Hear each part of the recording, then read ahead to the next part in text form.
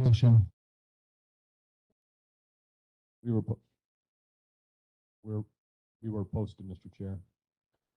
But you're not on. But Am I on that? you said we were posted, so We're posted. I know we were.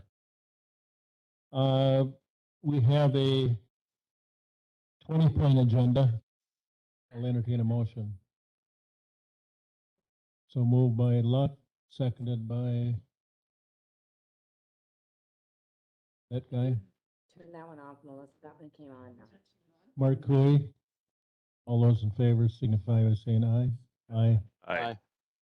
We have an agenda. And I believe we have a quorum because we have 1, 2, 3, 4 people seated. And 1, 2, let's see, 2 people, yeah, online, so we're okay. Chairman. Beg pardon? Good morning, Mr. Chairman. I'm just Well, a guest. Okay, Mr. Seep, good to see you're alive.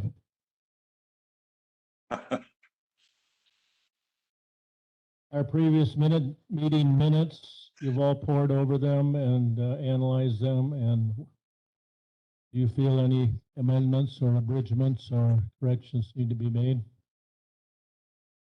If not, I'm going to declare those okay as published then. Now, I've been asked, and I will acquiesce to this. Mr. Sheriff, I think you do have a couple of gentlemen, perhaps from the public. I don't know if they wanted to make comment before we, Well, that's true. however you'd want to do it. But We are going, public, we are going into closed session right away. The sheriff has asked us to go into closed session to discuss a personnel matter.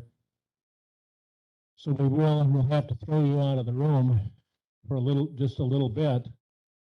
If you want to come back in, then that's great.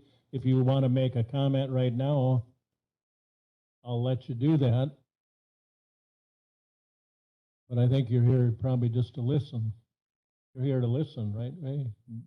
Dan, you want to make a comment? Well, you're welcome. Please identify yourself. I'm Dan Gajduszek. I live at 158 North Sheldon Street here in Richland Center. Quick facts. Population of Richland County was reported in the 21 census to be 17,212 people. Currently, that has decreased to 16,817 estimated in the past year. We have an average household income of $52,052. Persons in poverty in Richland County is 13.4%, 2,300 people.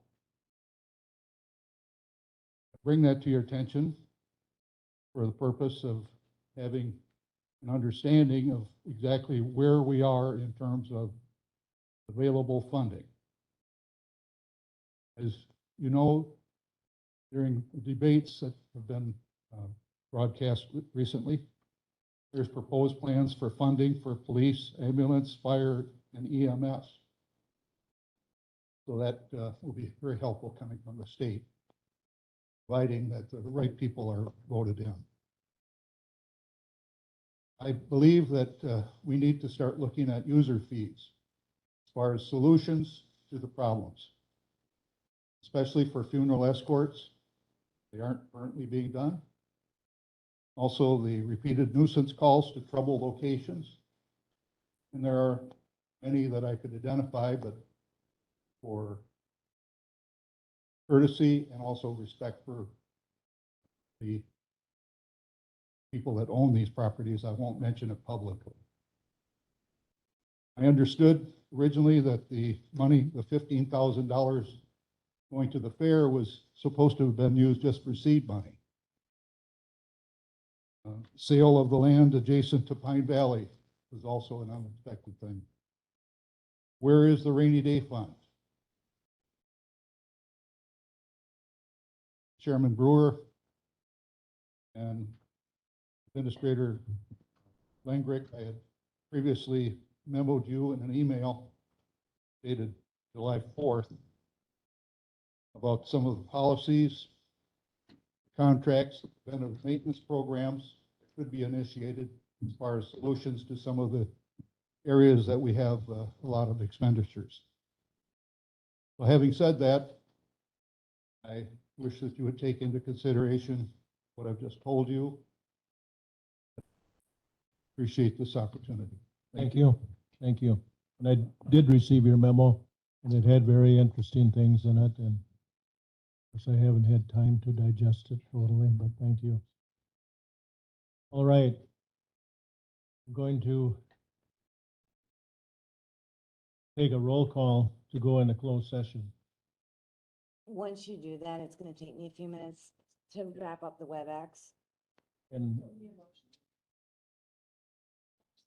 I'll take a motion to go I in. will make the motion to go into closed session. Luck makes the motion, seconded by Cooey. Then we'll take roll.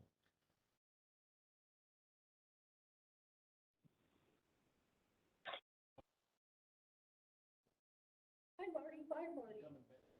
Yeah, I look great. Yeah. Yeah.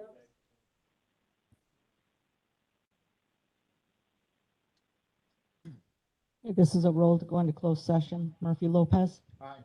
Brewer. Aye. Luck. Gotchel. Aye. Kirk. Aye. Bowie. Williamson. Okay, so I'm gonna put. Oh, Carol, sorry, Carol. Still,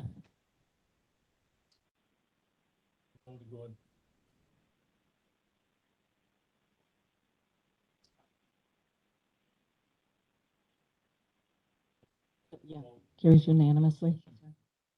All those in favor signify by saying aye. I need to know who I'm supposed to leave on.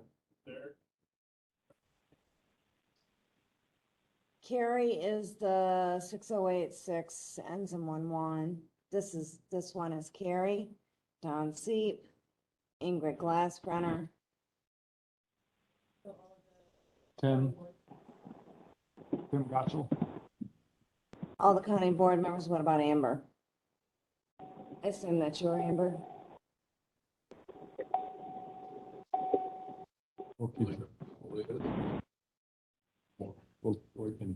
Amber, can you identify yourself, please? Yeah, she said Birch right there privately in the chat. Okay, then nope, she can't stay. Okay, so I am going to move to a private room and So some of you online will be turned off right now. You're not privy to this meeting. out. Sign participants manual.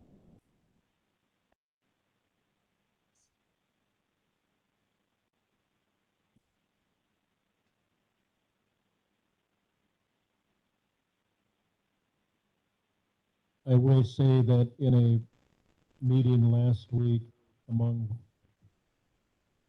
about 60 of the 72 county board chairmen in the state, most of them said it was a big problem, and they're having the mixed people online, people in person, and when they went into closed session, they couldn't do it. It was impossible.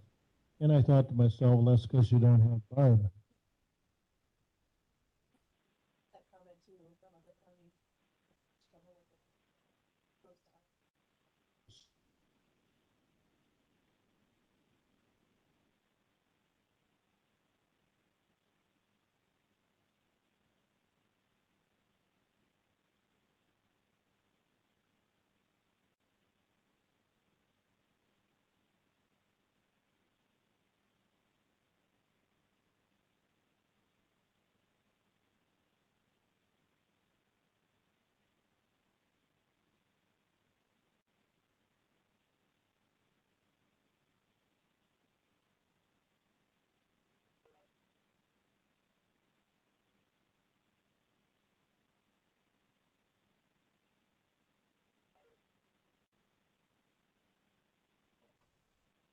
Okay, folks that are allowed to go into the breakout section for the closed session.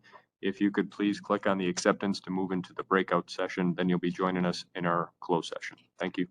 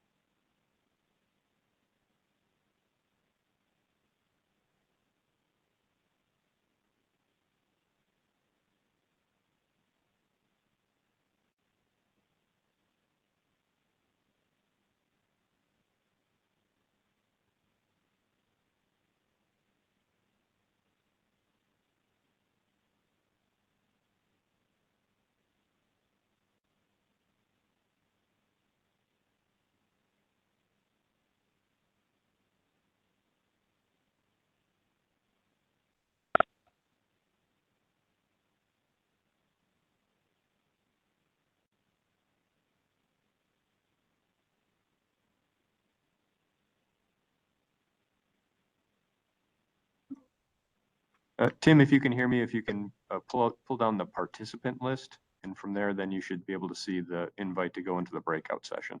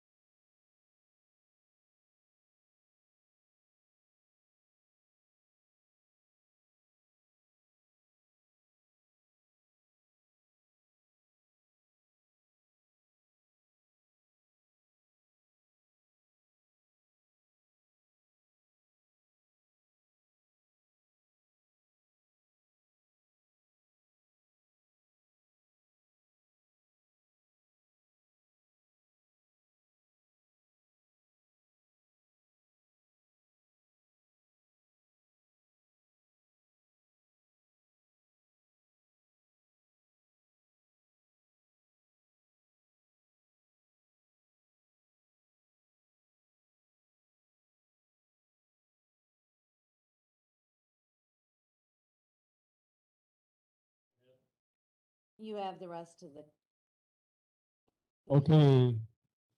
We're out of closed session. A motion has been made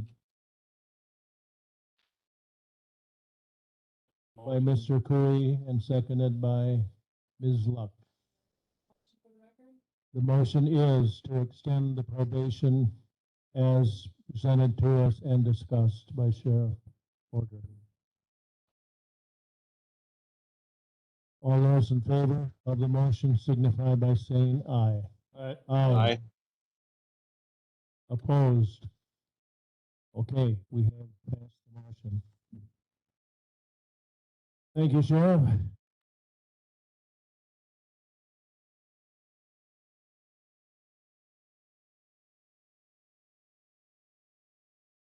Quarterly office budgets, year-to-date expenditure, administration, county board clerk, and treasurer. They're listed as consent items. If no one has an objection, and if no one has an objection, we'll just pass by it then, and they're approved. I'll make a motion to accept their reports. Okay, Second. okay. Murphy Lopez, seconded by Luck. All those in favor of the consent items signify by saying aye. Aye. Opposed? All right, they're approved. Action items. Discussion and possible action on the 2021 deficiency reports. Mr. Chair, looking today for a motion, possible motion to direct staff to execute necessary 2021 journal entries to balance identified funds to zero effective January 1st, 2022. The following account lines were identified as having deficiencies. Essentially, there was overages in the accounts of those fund balances.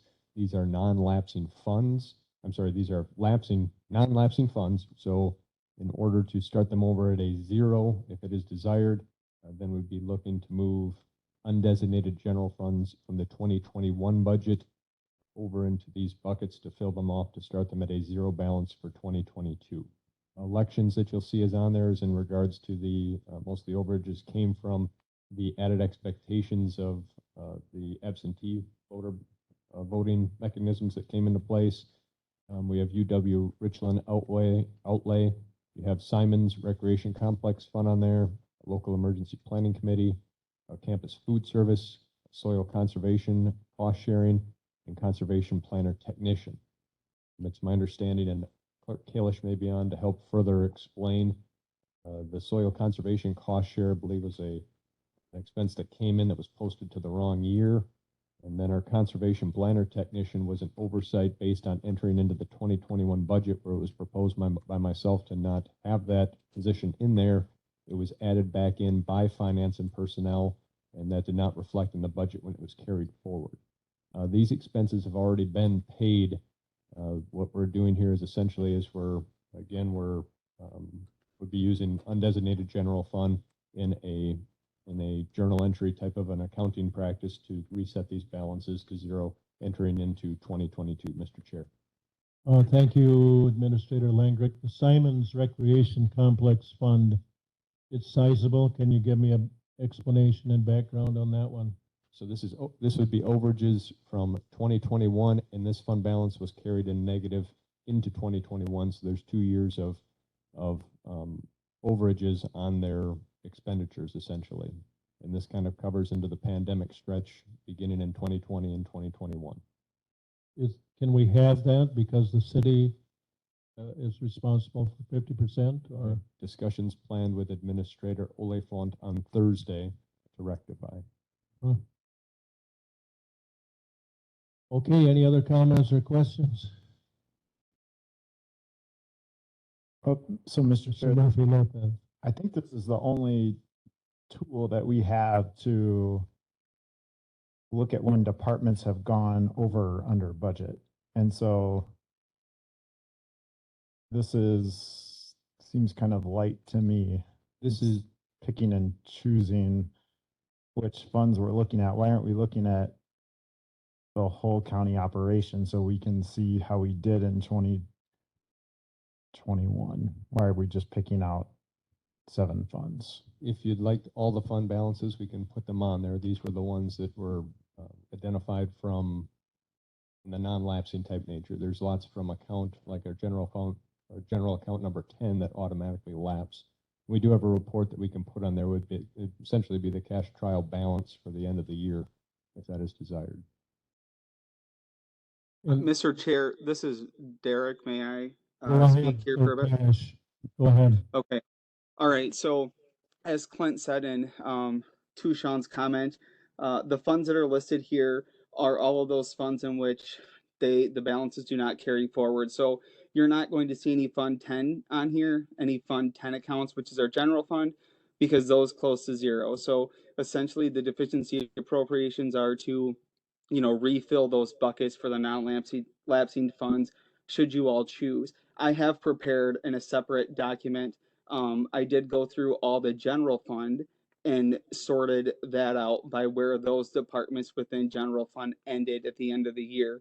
The only thing that we'll need to do is the system does not create a report that easily does that. We would manually have to track all the Fund 10 ones and match up their expenditures, which the report does track.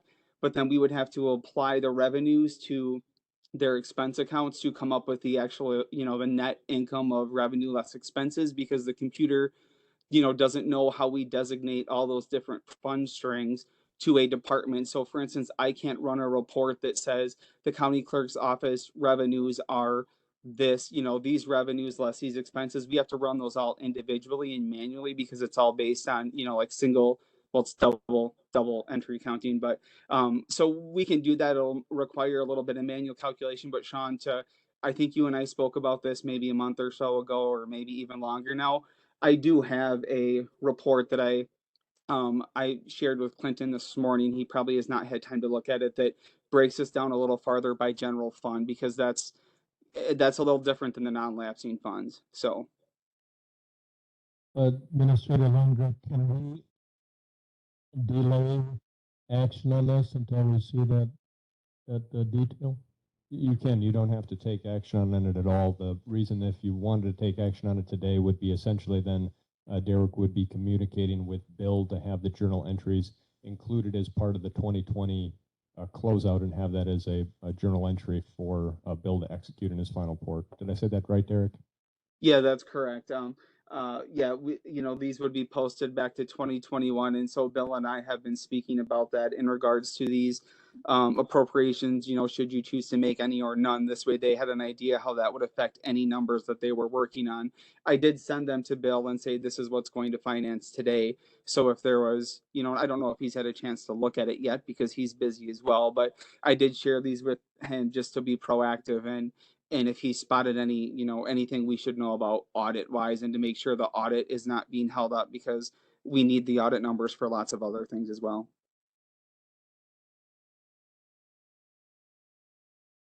Okay, I'll make a motion to postpone action on this item until we get more information.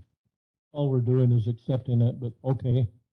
A motion's been made to postpone consideration. How about that? Is that okay, Sean? We put on the whole consideration? Yeah. Okay, does anyone second that? Okay, 11 seconds. So we're postponing consideration of the deficiency reports. All those in favor signify by saying aye. Aye. Aye. Opposed? Okay, we'll look for more detail, Clint. Thank you. Discussion and possible action on amending the policy on expenditure of remaining Fund 75 and Fund 92.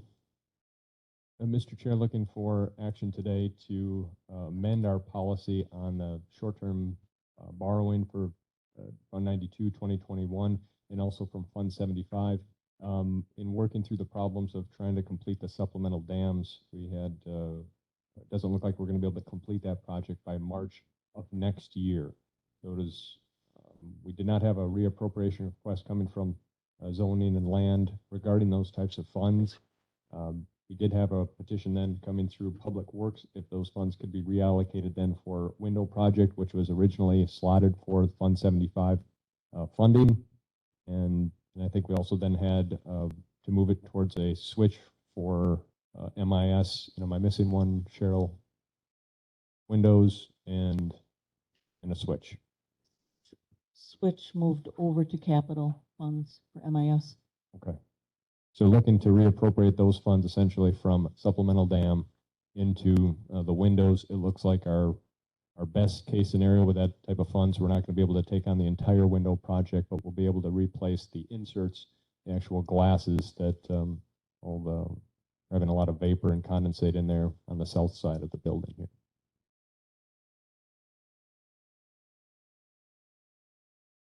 Okay, that's one fund.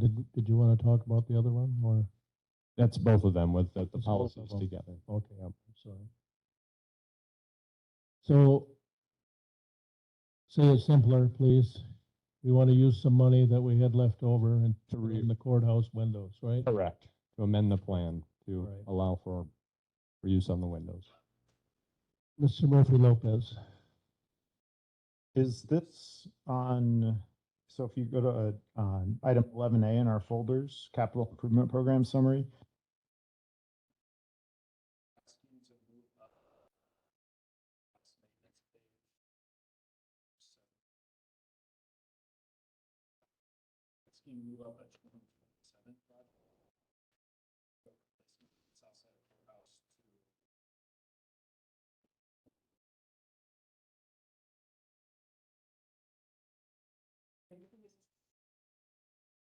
yeah, I'm just asking if you're trying to move a project up from 2027 to now from the courthouse maintenance page on the capital program that I believe we approved at the last meeting. Are you, That the entirety of the project still won't be captured, but part of those expenses then in 2027 would be offset with what we can accomplish with this one.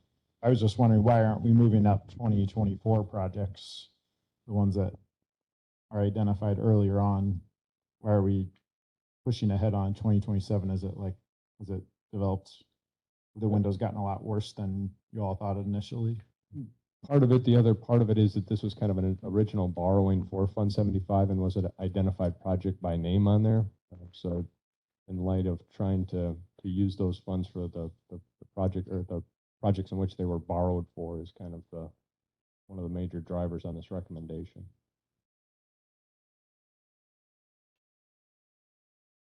How much money are we talking about? 60,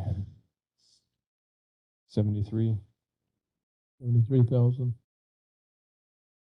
I think just for public, Mr. Chair, sorry. Yes. I just want to say as the Chair of Land and Zoning, so because we had a vacancy in the technician position at the Land Conservation Department, that is the position that would have engineered and done all the work on the dams that we had proposed. And with that position being open, it was clear that we weren't going to get it done before the funds had to be spent. And so it seemed prudent to us on the committee that we put the money back into the pot to be used for the many, many other urgent needs that we have. So we didn't have any specific projects in land and zoning that we felt it was appropriate for. Yeah, it seems to me like this is a good use of funds, but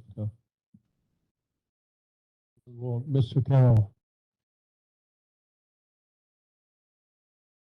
Trying to see where in this spreadsheet in the document where that I can't find it, but you could direct me to where those numbers are identified. Mr. Lambert. Got in here. Ambulance garage. Sure, when we made the last amendments, we added it to the. Mr. Chair. Yes. It is $97,366.38 currently. Thank you. Yes. Which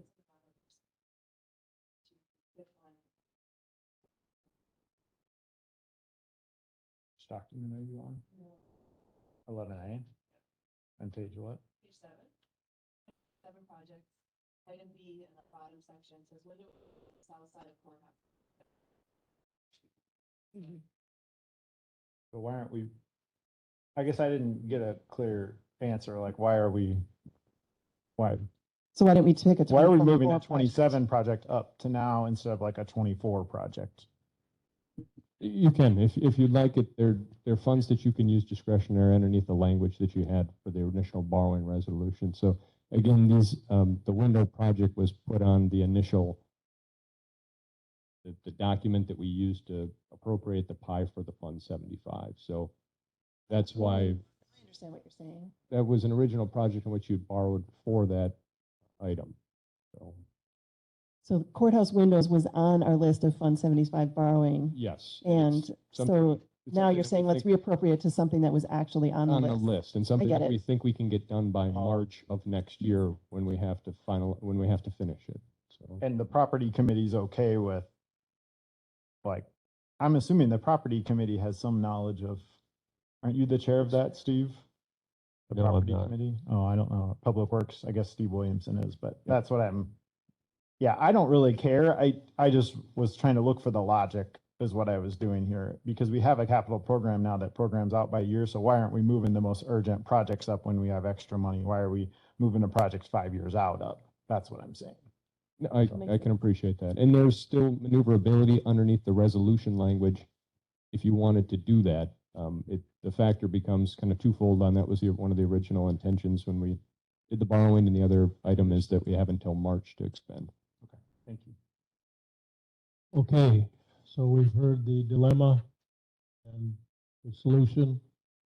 I'll entertain a motion.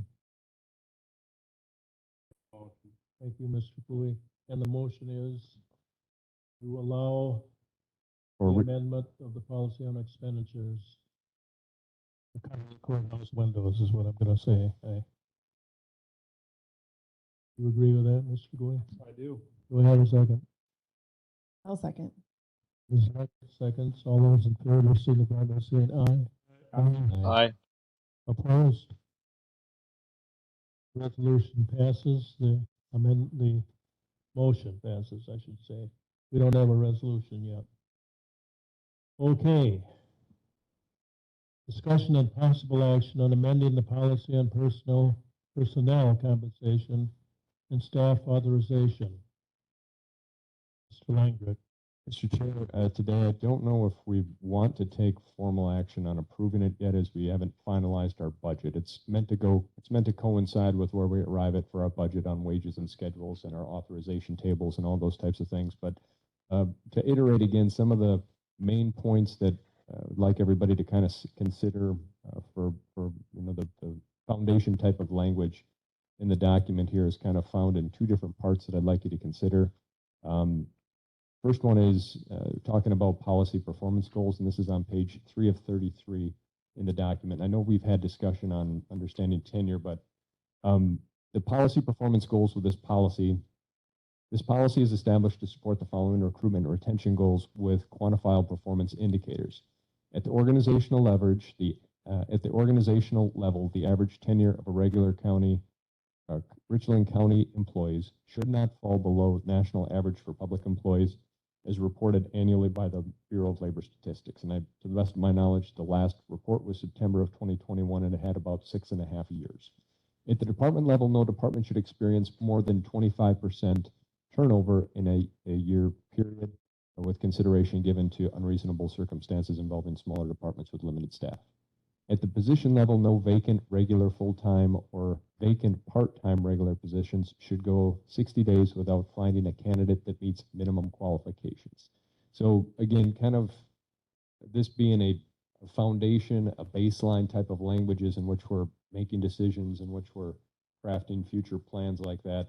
I'd like you folks to kind of consider that. If discussion or motion doesn't happen today, that's so be it, but please think of how those things impact our discussions and going forward. With some of these things too also becomes the discussion points, supplemental discussion points like on number 3, where we say 60 days without finding a candidate that meets minimum qualifications. There's also the understanding and working with administration and with departments on what are those minimum qualifications and are they appropriate or not for each type of position description. The other piece of language I think that is paramount in the policy is our compensation philosophy, found on page 5 of 33. Section 1, compensation philosophy. Richland County Board of Supervisors intends to compensate the employees of Richland County through competitive wages that recognizes required and acquired knowledge, skills, and abilities. and awards longevity within the county through paid benefit time off. That line right there, I think is an important consideration point. Awards longevity within the county through paid benefit time off. What I'm visualizing through this language, and I don't know if you shared or not, is that in compensations with monies that you're paying folks, you're paying for them. Do you have the skill sets and are you proficient in doing the job? And then longevity thereafter is, can we get you time off to engage in your life activities outside of work? And again, that kind of is how we are shaped right now with our wage schedule. We have what is considered a market value as our top step. So at some point, we're hoping to arrive at that where we're saying you're now proficient, and then past that, we're trying to award you time off. But again, keep in mind, language that we use kind of should go hand in hand with the wage schedule and the different data points that we're looking at when we're trying to solve those problems. Continuing on, the compensation structure should give incentive for both professional development in a given position and the desire to pursue advancement in grade, authority, responsibility within the county. So we want to have a balance there of folks wanting to really get invested in their current job, but understanding that at some point, if their desire is to make a higher, different wage, that should coincide with taking on the next step up. Compensation should reflect relevant markets in which the county can reasonably compete. Compensation should promote well-qualified and diversified workforce that represents both the experience of longevity and the innovativeness of influx. So again, we're looking for a compensation plan that has that balance again of retaining folks, have institutional knowledge, but still recruiting new talent to come in with different experiences. It is understood that situations may occur where subordinates or positions with lower grade may be compensated at higher rates than supervisors or employees of higher grades. However, this situation should be rare. So there could be situations where a longevity employee that's reached market value, perhaps at a lower grade, is receiving a higher compensation that the next employee up is receiving at a starting pay, or some types of situations like that. It's also understood that market demands may fluctuate during recruitment efforts, and deviations impacting one employee does not set precedents for other employees. So we might have to deviate from that, but do they necessarily set, again, a precedence? May not. It really comes down to the situation. Compensation is provided with the understanding that it is the responsibility of Richland County administration and management to, 1, promote a productive work environment and job satisfaction by fostering a motivational culture of autonomy, mastery, and purpose. 2, ensure continuity during employee turnover. And 3, demonstrate fiscal responsibility. So again, this is kind of the base language that should match up with the different policies that we have on our wage schedules and our steps and how we're recruiting and all those types of elements. We have the language in there that kind of reflects what the proposals are that we're doing right now at keeping the wage schedule the same and increasing at 4.5%. Past that, then on the bottom, when you get into 18 of 33, you'll see a copy of our authorization table, which is our positions that we have by departments, their weekly capacity, and how many are in there based on the categories. Mr. Chair. Thank you. You've heard the explanation and the recommended changes. Discussion? I'll entertain a motion. But I would recommend probably if we hold on. You want us to hold on? I think we So should yes. hold to make sure that it kind of coincides with the a finalization of a budget recommendation coming from the body. That makes sense. But I would Everything you said there makes sense. certainly entertain if there's any types of changes though, or things that you'd like to see different about it, that we have time to maneuver on that. And is that 60-day? I understand that. I mean, you're allowing yourself 60 days to find a suitable candidate. 60 days might not be enough. Am I wrong? You know what I mean? Just Well, occur. But I think it's the flip side of that. It's not, if you haven't found someone in That's what 60 I'm asking days, for maybe then you clarification. need to increase the wage or do something. That's what I'm asking for. Yeah. What are you doing with the 60 days? I would see this language as if we're posted, we can't get a candidate application in 60 days that again meets that minimum requirements. And just because you don't like Clint, he did actually meet the minimum requirements, so we're no. Then it leads to the conversations of, well, what do we need to be doing different? Do we need to reclassify? Do we need to? That's fine. It's clarification. I don't like that makes perfect. We've got quite a few of those positions pending. Steve, Mr. Carroll. Be honest, I've not read this entire document, but I can't tell what's a change and what's new and what's changed. Are we being told some new stuff or just pointing out stuff that was already there? There is some, we have some line over, I think, some markups on here. And the other aspect of it is a lot of it has to do with how we're going to, it coincides with the change we made to the policy on you folks being kind of the authority on this. Now, like I said, it kind of goes and marches with the budget on what you're going to approve, though, to make sure that this policy, if you're going to impact wages or you're going to impact your staffing authority, also matches up what you're proposing with a budget. So this kind of reinforces then that this document can be changed by the Personnel and Finance Committee. And then it kind of talks on the wage schedules, that any type of modifiers and the things of that nature can be handled by the Finance and Personnel Committee. The progression then talks on the different steps on where folks are starting and where they're ending. Because we did do a change that this last year with allowing for those different steps. This does reflect then what we're doing on our wage schedule this current year. In pages 6 through 8. So you're, if I understand correctly, you're tactfully reminding us that in our ongoing budget efforts, we should either align with this or change it. Yes, that's Okay. the idea. It's written right now to reflect a current 4.5 increase in which we're just taking the wage schedules and timesing all those numbers by 4.5. Our steps stay in place as they are in progression. The authorities now are with you folks versus a county board on small changes, but obviously if we're changing positions on an authorization table or changing massively huge budget numbers, that's going to have to coincide and march hand in hand with a new budget. So bring this to your attention to reference. It also kind of comes in, I think, with conversations when we're talking about staffing levels and things of those nature. Mr. Okay, got a lot to cover today, so I'm going to move on. Mr. Chair, just Yes. 2 comments. On page 7 of 33, there's new language about moving employees up to step 7 and step 8 based on their length of employment. That jumped out at me as an additional cost as we're trying to balance the budget. And I don't know that we've talked about that. So that's the first thing. I'm not asking for comments on it necessarily or answers. I'm just telling you what jumped out at me as kind of maybe a little concerning.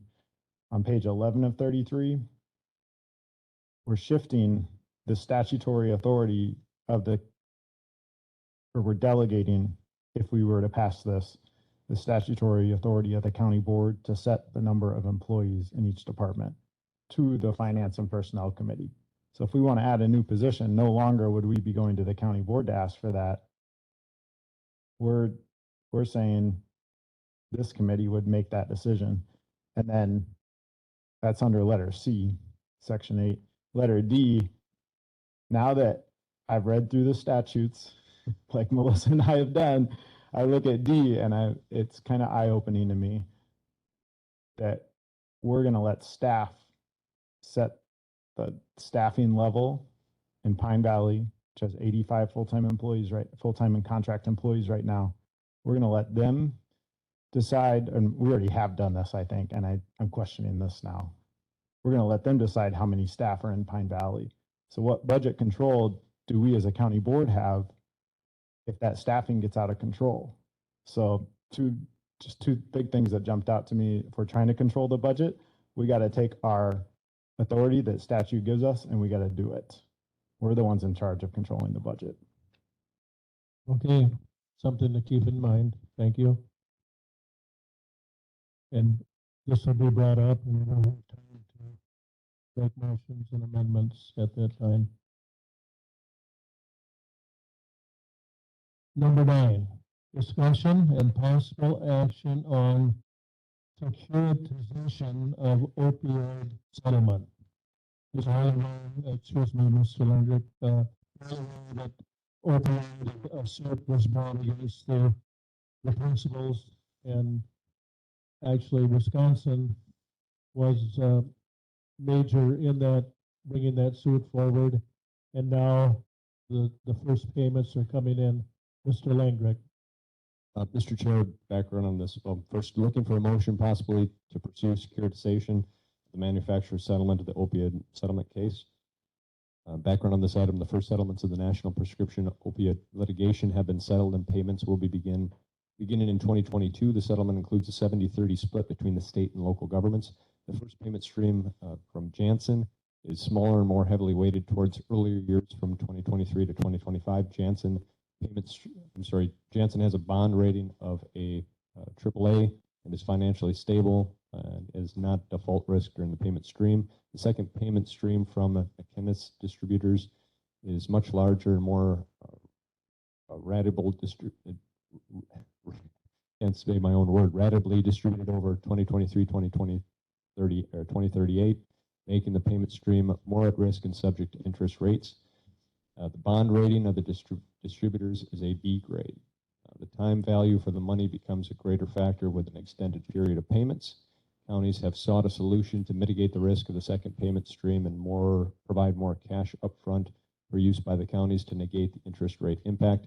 PMA Securities has developed a securitization model that would facilitate sale of second payment streams for those counties interested through insurance of the bond that is backed by the payment stream. Bondholders would assume the risk of the future payment stream, and the counties would have no liability should a default occur. Assumptions include one, a required coverage ratio by the bondholder of a 1.2, two, an average bond interest rating required of 5.5%, and three, based on interest rate coverage required. And then four, return on the principal would be 54.4% with some residual payments that will total approximately 71%. We'll go through the list below.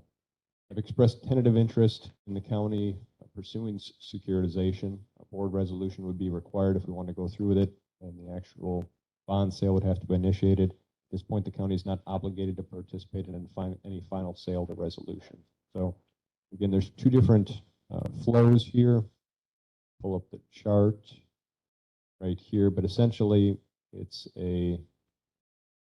gives the county the opportunity, if you would like to securitize, PMA bonds everything out, investors buy essentially the revenue stream, you get a reduced amount of approximately 71%, and here it shows up to like an 80 or 80% if you consider like a nominal value, and if we were going to reinvest that all into existing bonds. But then you don't have the risk then if they were to default. And so that's kind of the decision at hand is, do you want to have a securitized 71% upfront and have that, most of it upfront without risk, or do you want to receive a larger portion throughout the tenure of the payments out to 2038 and recoup the full entitlement? Mr. Chair. Thank you.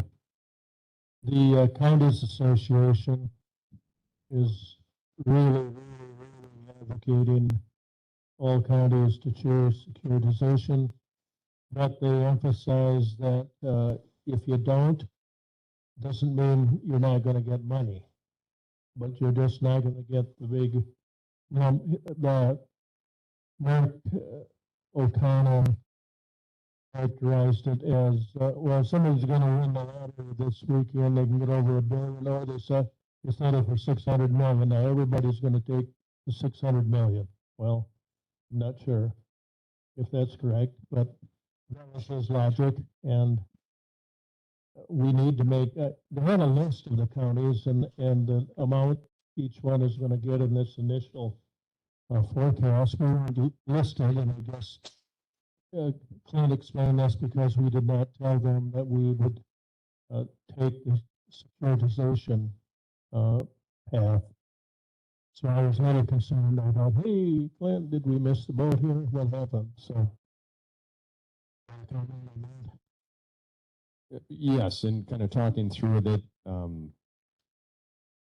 felt that if PMA intends and some investors plan on making money out of it, that there's a good chance that they must feel confident that these firms are going to go through. So you'd in fact be losing out on fund. In understanding to our current budget positions, financial positions, felt we might be in a better position to have a stretched out revenue stream versus a bunch of money on the front end, of which we seem to find struggles with on occasion. So that's kind of where I was at. If we securitize it again on the front end, you're out 71%, but then it certainly is two in the bag is worth, one in the bag is worth two in the bush. It's better to have it up front. You could potentially reinvest those funds too if they're not immediately used and get some of that money back through different interest rates as such. This isn't just money that we can spend, as the county's association put it, to repair potholes. There are going to be strings attached, and the strings will be for opioid litigation. I didn't see the list though. They said it's going to be broad. Well, then I said, well, certainly you've got to have a highway to get over to the opioid clinic, but they kind of shook their heads at that point. So there will be strings attached, but it's money that we haven't budgeted, we haven't planned on it. We knew it was out there. So Mr. Chair, I don't know if we're ready to vote on that at this point. Yes, Mr. Carroll. So more on the expenditure side, I'm assuming this would essentially be rolled into HHS budget, and people there would be the ones that would be doing this opioid stuff. And so is the implications between the two choices affect how they would staff that? We don't have a finalized plan on exactly what we intend to do with it, for the sake that we have it's a pretty good list of different actions that you can do, but everybody's kind of in the, can we for sure do it for this, or can we for sure do it for that? So we're kind of waiting for other counties to tease out on what looks like the best course of action. So we don't have a solidified task in mind that would say this solution's better than this solution. And you can correct me if I'm My fear, of course, Steve, and I think you're getting there, is that we set up some programs with this money, but then the money runs out, but we still have the programs. So a lot of grants that we see. Yep.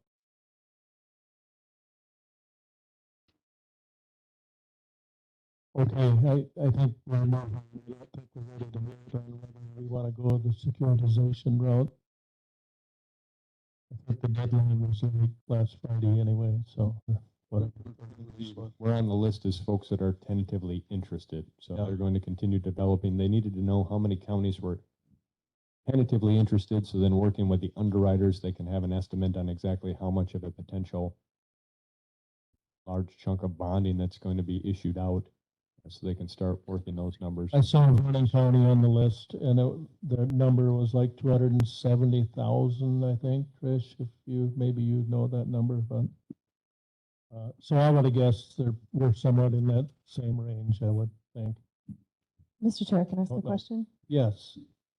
Has anyone asked HHS, like, if they have ideas on, is there, like, for $20,000 a year, is there a program, that they could initiate that would help with this? And so then if they came up with a program that cost $20,000 a year, then it could go for until 2038 if we didn't do the right. And HHS is prepared to answer that at this time. I'm not saying today. I'm just saying before we decide which way to go, I would be interested in knowing what they think they can do with the money. So that would help me decide which way to go. So we'll ask Tricia Clements to add that to her to-do list, and that's coming. I had kind of forgotten about the opioid thing, so that's why it's on the agenda. I asked for it. My agenda. All right, budget items. Yes, go ahead. Mr. Chair, on the budgeted items here, you have items 10 through 16, which match for the most part the same budgeting checklist that we had for last year. Starting off with correspondence and reports from the referendum ad hoc committee. We had our first ad hoc committee meeting last week on Thursday, the 4th. From that committee meeting, your own Supervisor Sean Murphy Lopez was nominated and accepted the chair position.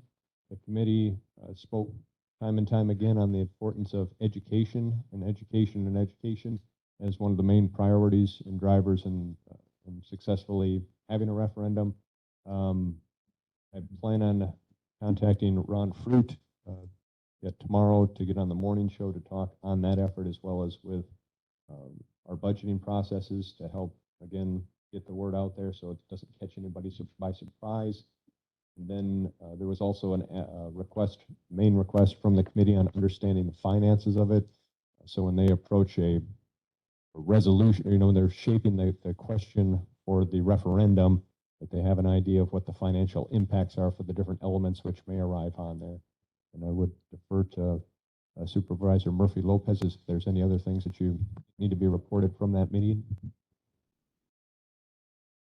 It was a good meeting. I think people had a lot of good questions, good thoughts. It was more brainstorming than anything. We didn't take any action. Just to echo what you said, we do need solid numbers to work with. So I look forward under item 13 here to hopefully getting to some solid balanced numbers so we know what the referendum committee is, being asked of, although, we need to make a recommendation to this committee about how much we think is feasible to put on a referendum. And then also timing is really important. So we learned that we may have to have a referendum in February if there are school referendums happening next year. And so we really need to understand, what the standing committees and other committees are thinking, what their recommendations are going to be. So the June 2023 date for a lot of the resolutions, I look forward to talking about that under number 15. And then our next meeting is Monday, August 8th at 6 p.m. It's in this room, and of course anyone's welcome, and it's also available via WebEx if you can't come in person. Thank you. I don't wish to put you on the spot, Mr. Murphy, but I'm willing to. Is it feasible? Can we do it? Do we have time? I think it might work. If we make some changes here today, Okay. at our next meeting, I think so. All right. Thank you. Number 11, discussion and possible action on the capital improvement program and planning. Mr. Chair, looking today for possible motions to amend. Background on this item, this is here to help focus the committee on capital planning and borrowing to allow adjustments if desired or has come up through committee discussion and action. The key changes from your 27 July 2022 meeting made the following changes, and these are also on the running report document in your packet. Jail, we switched the funding source for the jail shower repair from short-term notes to the jail assessment. HHS, we moved the HVAC system from 2023 to 2024. Fair and recycling, we amended to fund the blacktop ADA ramp repair and concrete floor in the office through short-term borrowing. UW campus, we amended to fund copper top roof project. Simon's amended to fund the air handler and sand filter replacement projects. Currently tracking that with the intentions of adjusting on the 27th, 2022 meeting, the financial impacts are below. So ran the numbers based on our discussion, and I had the added confusion of the jail on there. So in taking that out and putting on the assessment, I'm arriving at $500,000 for highway, $225,000 for sheriff, $5,000 for jail, courthouse maintenance at $41,500, MIS $77,200, fair and recycling $35,000, UW campus at $100,000, Simon's at $26,500, and parks, which was actually we did have funded in there. We talked about funding it, but we did have that allocated underneath short-term loans. So that totals to $1,030,200 in projected costs for capital improvements.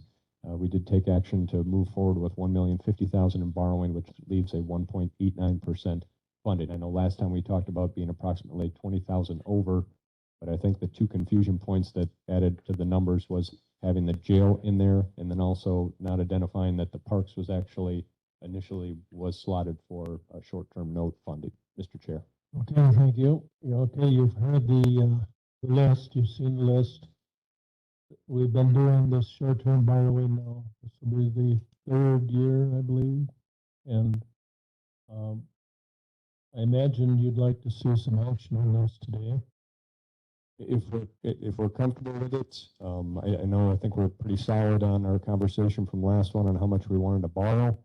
So made the adjustments to the plan and wanted to make sure that you folks are comfortable with what you're seeing. Yep, thank you. Any comments or questions? Back here, Board Member Severson and Parks Chairman, I will say. Mr. Chair, just realize that those were estimated numbers for some of those, and with the cost of materials and everything on a constant rise right now, like oil and stuff like that, that may be a little bit more. Oil's coming down, did you see gas price? Yeah. But not nearly enough, okay? All right, I'm motion then. Proceed.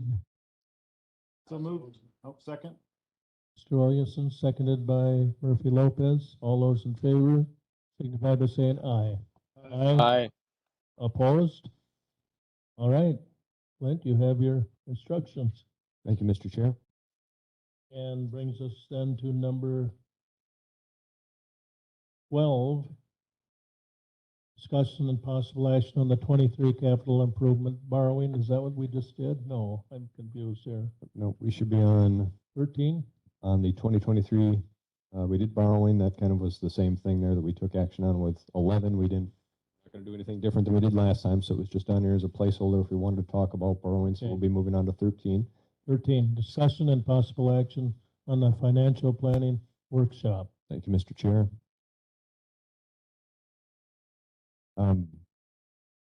Get the document here opened up. Okay, so summary on this item is again, possibly motions to amend these. This item is on here to help focus the committee on the financial planning recommendations and forecasting to allow for adjustments through committee discussion and action.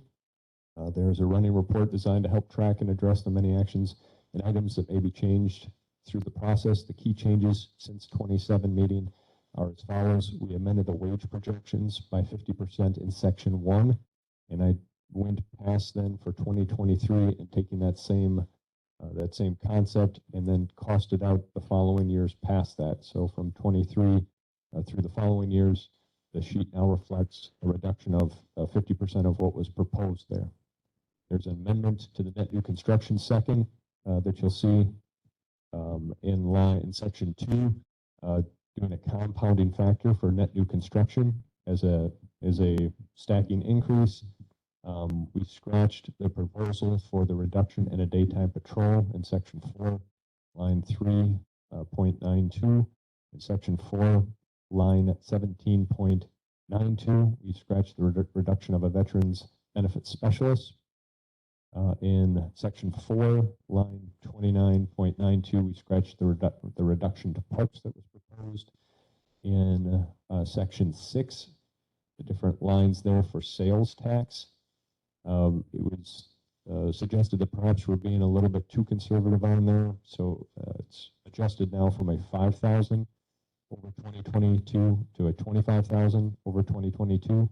We did have the attached kind of a data on there of from on how our balances have changed on that. Section 6, line 209.01, we amended the ARPA funds then to balance 2023 and 2024 with current projections, estimates, and directives. And then the remaining funds were actually then shifted to 2025.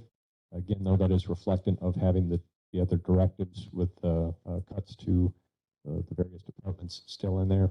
And then amended some of the language in section 1 to reflect. And let me pull up then the actual spreadsheet here. So again, you'll see some of the changes on here on the top, the big ones from the bottom of your section 1. You'll see the total impacts on line C8 and C9. They're compounding wages, but they're reduced in half. Mr. Chair, I'm sorry to interrupt, but I have a question on this. We specifically I specifically only made a motion for it to happen for the 2023. And we specifically said we were not changing the wages for the future years. Okay. So, Then that's my error. right, because you asked, is this for just 2023 or is this going to be for subsequent years? And I said, no, just for 2023 was what my That's motion correct. entailed. Mr. Chair, we Go ahead. said 23. But So- you get to section 7 and our job is going to get a lot harder if we don't do what he just did. So I'm not saying we shouldn't talk, we need to be real clear that we're okay with it too, but section 7 is where the rubber hits the road, that where we still got the number is still I pretty know, big. I know. So,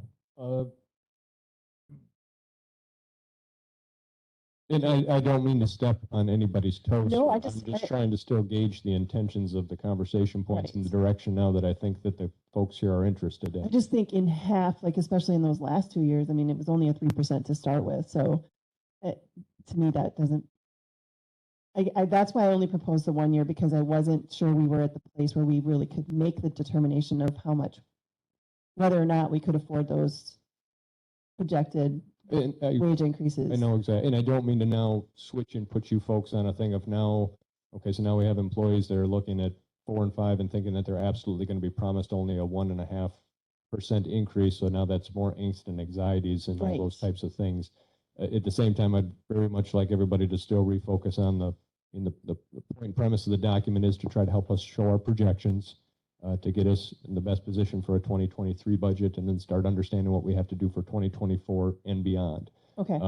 Like I think Supervisor Murphy Lopez alluded to, we can move those up, we certainly can, and I think that would be in the interest of recruitment and retention. But then at the same time, we have the conversation of how we have to make that balance has to be made. So, I mean, either way about going on to do it, we're going to have to solve. Okay. I just wanted to make sure it was clear that my intention when I made that motion was only specifically talking about this first year. Okay. So I don't want to make sure that it's not. And well, then, seeing as what is here really doesn't reflect your motion, are you willing to go ahead as it's written?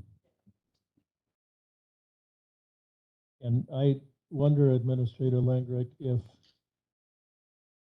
this item is premature in our agenda, shouldn't we be talking about staffing, financial reports, possible action on directive resolutions before we get to this point?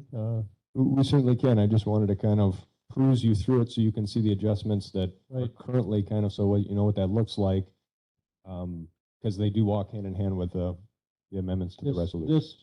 What you presented here, Clint, is your understanding of the changes we made in previous meetings.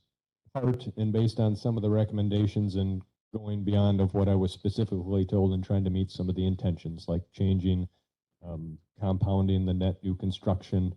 I know that we talked about adding the positions back in for next year.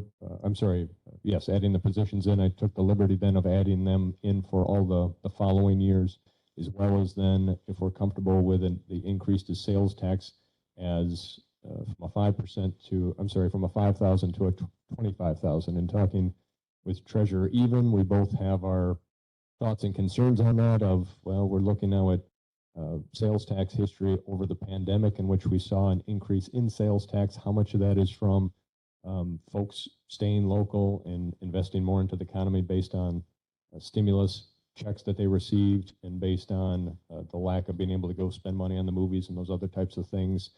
How much, we're certainly not economists, so we're trying to make our best decisions to not be overly conservative, but still not overextend the county into relying on a revenue source that's not going to be there. So, okay, as chair of this committee, we're going to skip number 13 for the time being. Move into number 14, discussion and possible action on requested financial reports, staffing, wage reports, mandated versus non-mandated service reports. So the main report that I have for you today is the adjustments on the running report, which is in your packet underneath 14F. It includes the highlights that we just talked about with the changes to the worksheet and also the capital improvements. The other reports that I'd like to share with you today I did not get these in your packet, but they were emailed to you. So I do have 3 reports from 3 of the departments that are asking if we can have reconsideration for reinstatement for the wages, with consideration for how it's going to impact recruitment, retention, and current staffing. One coming from a Pine Valley, one coming from our ambulance, and one coming from Health and Human Services.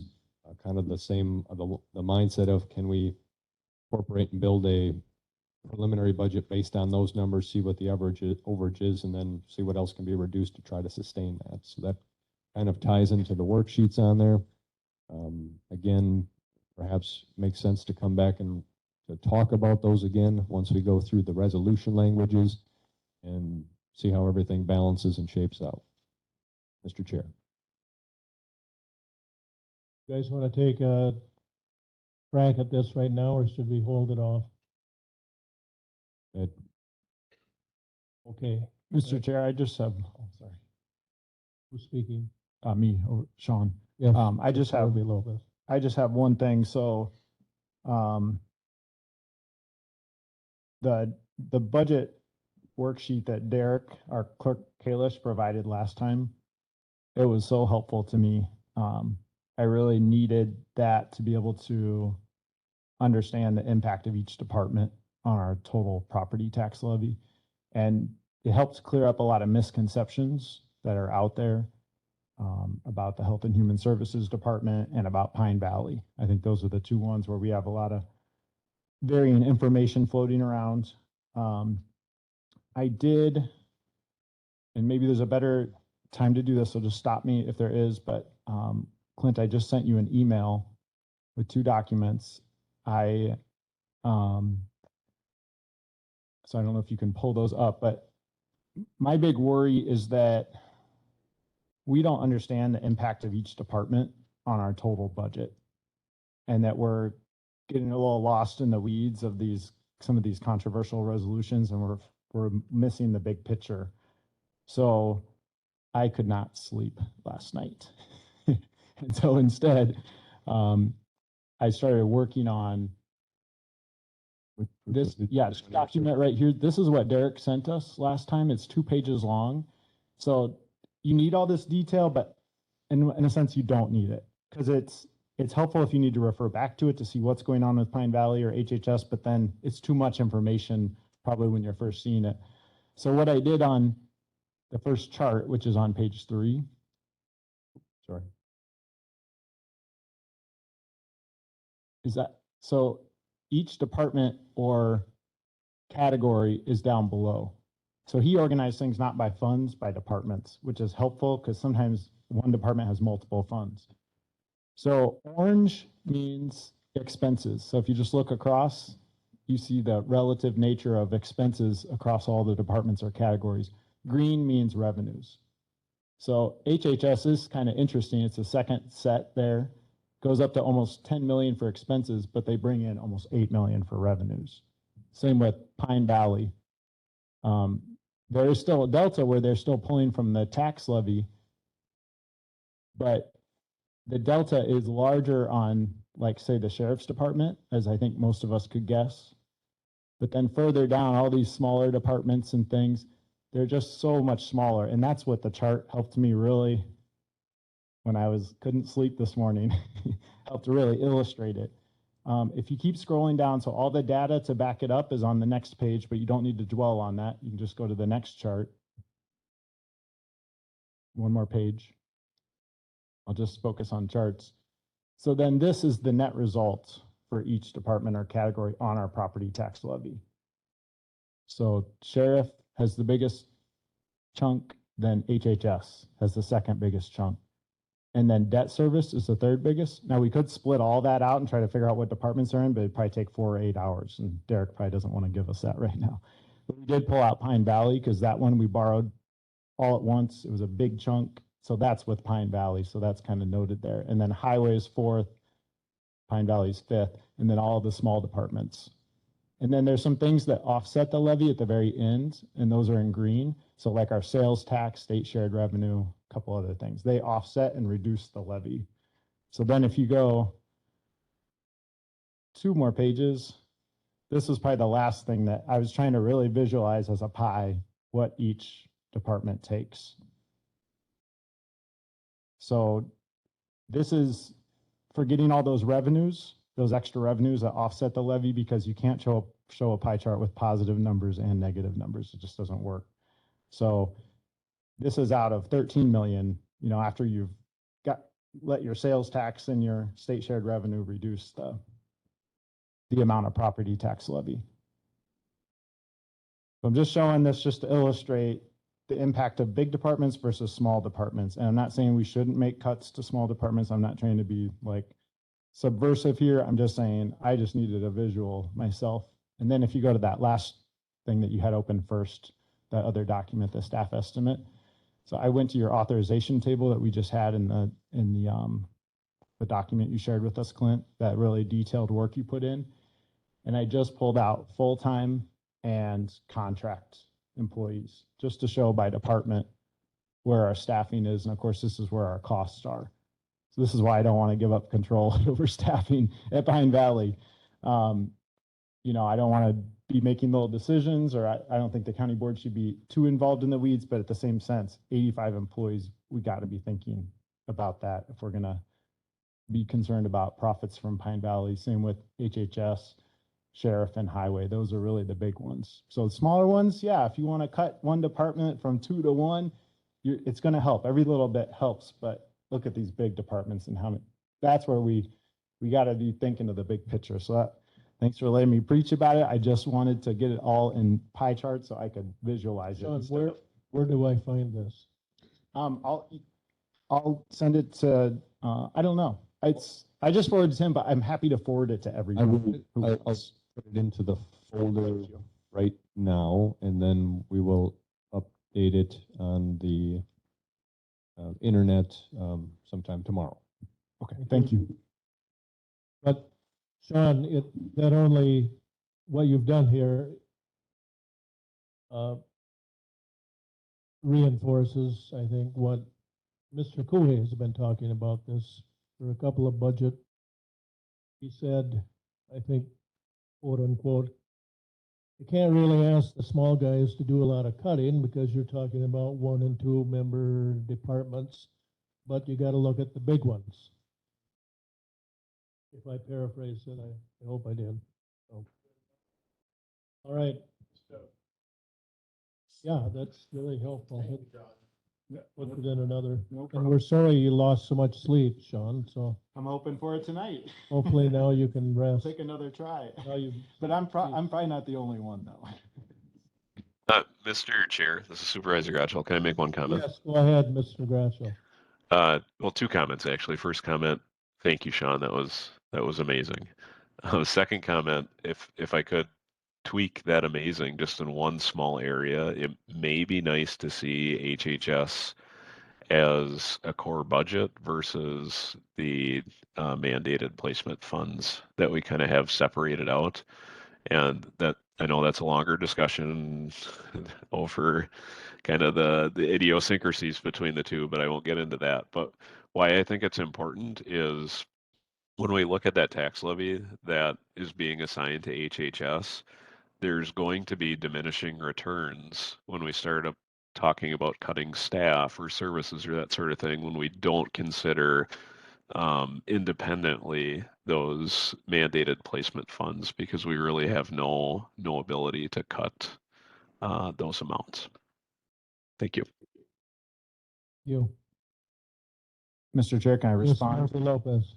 That is on Clerk Kalish's spreadsheet. He was kind enough to make sure that the ones that get a lot of talking, these fund numbers that, you know, have been kind of separated out over the years, are still separate under that initial spreadsheet. So if you go to page 2, you'll see an HHS core budget, and then he's got it split out by health department, county aging, nutrition, resource center, and then adult institutional costs and child institutional costs. So we can still see it. We haven't buried it too much. It's not pulled out on the chart, but I was trying not to make the chart too complex, and I was trying to think, controls the money? Who spends the money? Who puts the budget together for the clerk? And that's how different funds got assigned to different departments. Who's in control of that fund? Okay, thank you.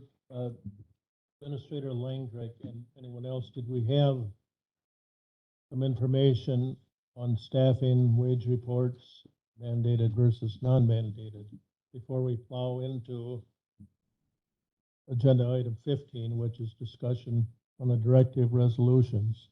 I don't have any additional reports today. Anyone? Okay, okay. Let's move on then to number 15. Discussion and possible action on directive resolutions. Mr. Chair, looking today for possibly two different motions or motion types. First one, committee took previous action to forward resolution to the county board for consideration of those resolutions. It would be appropriate for an action to reconsider prior to taking any action on the items that have been advanced out of committee. And then if there's possible amendments, we'd have motions to possibly amend or then again possibly advance to the county board for consideration those amendments. There are attached resolutions. They constitute the package of directives intended to help the county explore and solve financial problems moving into 2024 budget and beyond. There are 3, 4, 5, 6, there's 7 resolutions that are in there, including there is one proposal for an amendment from the joint ambulance. They're put in order of 15A through 15G. Mr. Chair, if you'd like, I can pull those up and we can begin we should probably take a motion to reconsider and then we can pull up the resolutions and again review the changes that had been made and if there's any additional amendments, Mr. Chair. Okay, are you looking for a resolution for a motion for all the resolutions? Yes, to reconsider Okay. and bring back to discussion. So the 7 resolutions. All right, I'll entertain a motion to bring it back for discussion. That's a move. Thank you, Mr. Williamson. Do I have a second? I'll second it. Second by Mr. Murphy Lopez. Okay. And go ahead, the ambulance is the first. First thing that we need a vote to. Oh, yeah, we better vote on that. Going back, talk about them. All those in favor say aye. Aye. Aye. Opposed? Okay, they're back. So Ambulance. you want to go with ambulance? Okay. Well, you left off talking about that, so. So I've got the 2 in here from ambulance. Let me pull them up so you can reference them both. This is items number 15, F as in Foxtrot, and items 15, FF in your packets. Let me show you first is what was proposed. There is one adjustment to that. As discussed, we took out kind of the ultimatum language, if you will, to be it further resolved that the Joint Ambulance Committee is unable to fulfill this, that you folks and myself then would be making changes. So that is stricken in the current one that's in there. The other one that is in there then is a proposal, comes to me through Director Gudgeon, as to the best of my knowledge was discussed through the Joint Ambulance Committee. And I can let Director Gudgeon, if you'd like to kind of come up and kind of walk us through the main changes and then the justification and reason behind those changes.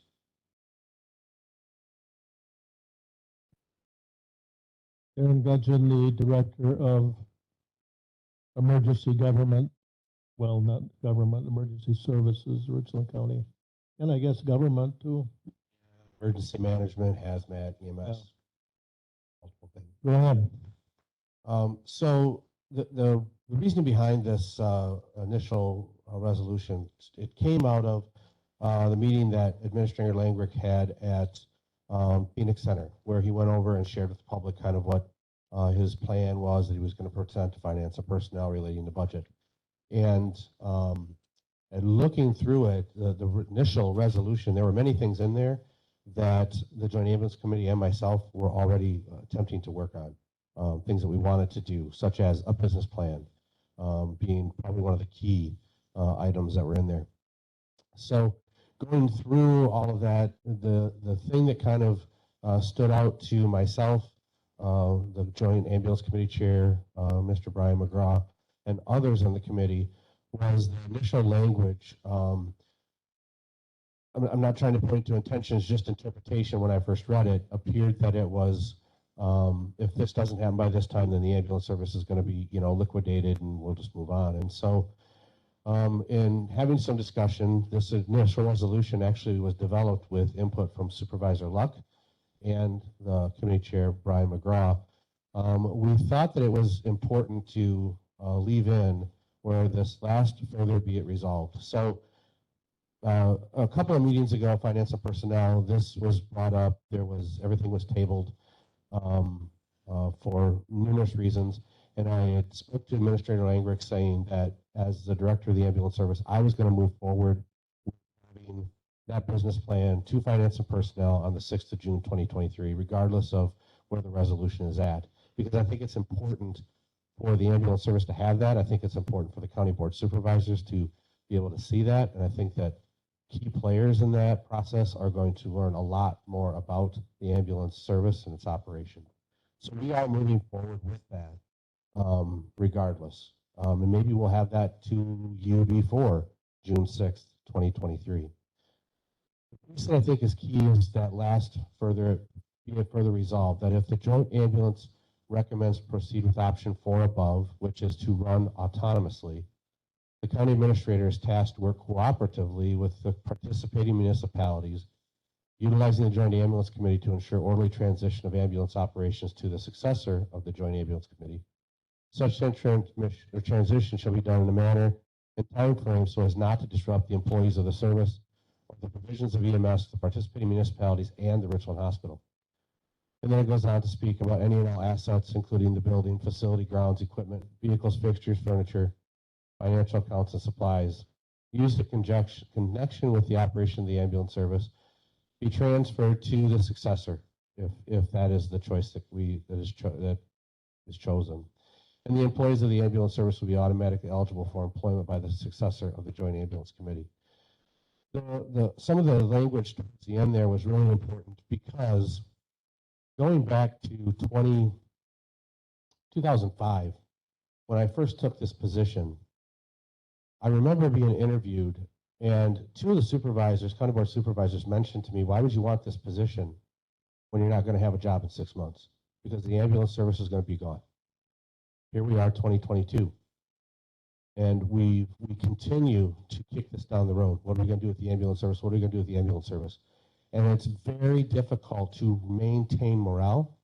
It's very difficult to recruit and retain employees when they're really not sure every so many years where we're going and what's going on. And so I think that the heart of this resolution will really answer a lot of those questions and kind of put that to bed, that issue to bed. So we are moving forward with that. I mean, and I say that with not disrespect or arrogance, like regardless of what you do, this is what we're going to do. I just believe strongly that that business plan needs to be done and brought to this body on or before that date. In regards to this option, option number 4, one of the things that could impact whether or not the Joint Ambulance Committee determines, or I should say recommends to develop a course of action in autonomous operation is, will there be flexibility in how we are able to recruit and retrain employees, specifically when it comes to wages and compensation? And I know that that's a huge item on all of yours. And I drafted a letter to Administrator Langrick. It was 4 pages long. And in that, the spirit behind that was, I truly want to be a part of the solution. I don't want to be somebody that's pointing fingers. All of you in this room were elected by individuals of the county. You have a tougher job in some ways than I do. And I do want to be a part of the solution. I also feel like I have to be honest when I speak to you, out of respect to all of you, so that you can understand impacts by certain decisions when they're made, one of them being wages. And I'm not going to get too far into that. The letter that I shared with Administrator Langer can be shared with all of you.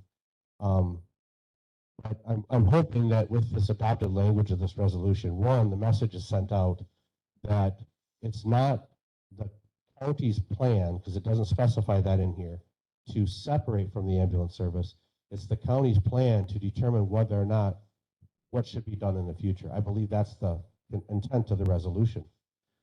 is it best to stay with the county? Is it best for autonomous operation? Which serves the community the best? Some in the community have read articles in the newspaper. Some members of the community have seen certain emails, and they have approached me. They've come to open meetings very angry about why are you selling the assets, what's going on here. And so I think it should be maybe a topic on the morning show of clarifying that the ambulance service, it's just a business plan. We're going to develop a business plan to determine what is the best route moving forward for all parties involved. So I appreciate your time, and I appreciate all the efforts you put in, and I'm willing to entertain any questions or thoughts in regards to the language that we put together. Okay. Melissa, I heard your name mentioned in this discussion.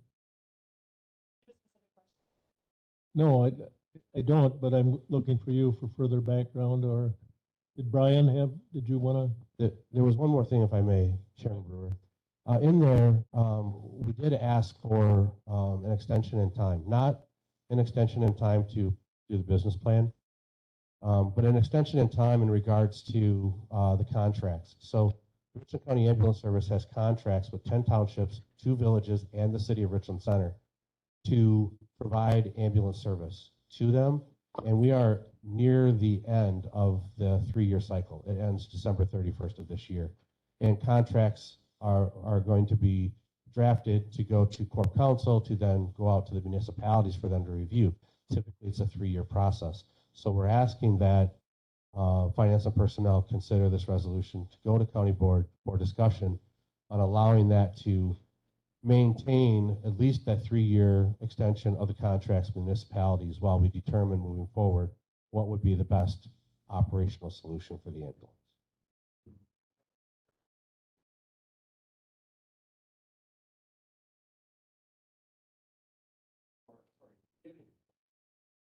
Can those extensions, I'll call them, be written attorney window in such wishy-washy language as to be able to change the whole dynamic? Okay. So apparently it's possible. And, you know, some of the language that's in there, one of the key items is that the municipalities will not request operational or tax levy dollars for operations, which we have not, aside from the building, since we started the Joint Ambulance Committee in 2015. And that's our commitment, is to continue to operate with fees generated by caring for patients and by money that's given by the participating municipalities. Darren, if I may, sorry, Melissa, go ahead. Go ahead. Who was that? I was going to ask Melissa to give us further background. So I was just going to clarify. So I was contacted because I am the chair of public safety, and in our new structure, joint finance, or not joint ambulance committee, when they have questions or issues, that's the committee they're supposed to report to. So I had a conversation with them about this topic. And the one comment I made is I don't have a problem with extending the date to coincide with the contracts, as long as there is language in there that says that they would not come to the county for any capital or levy dollars in those 3 years. Okay. Is that jive with how you understand it? Yes, and that language has been incorporated in, and there's been no opposition by any of the municipalities that participate. Okay, Mr. Williamson. And is there an out clause in there if something was to completely change on the county level? Is there a timeline of notification to the townships? I believe there is a clause, but I don't want to speak specifically to what that language is. I think it's both parties have that opportunity.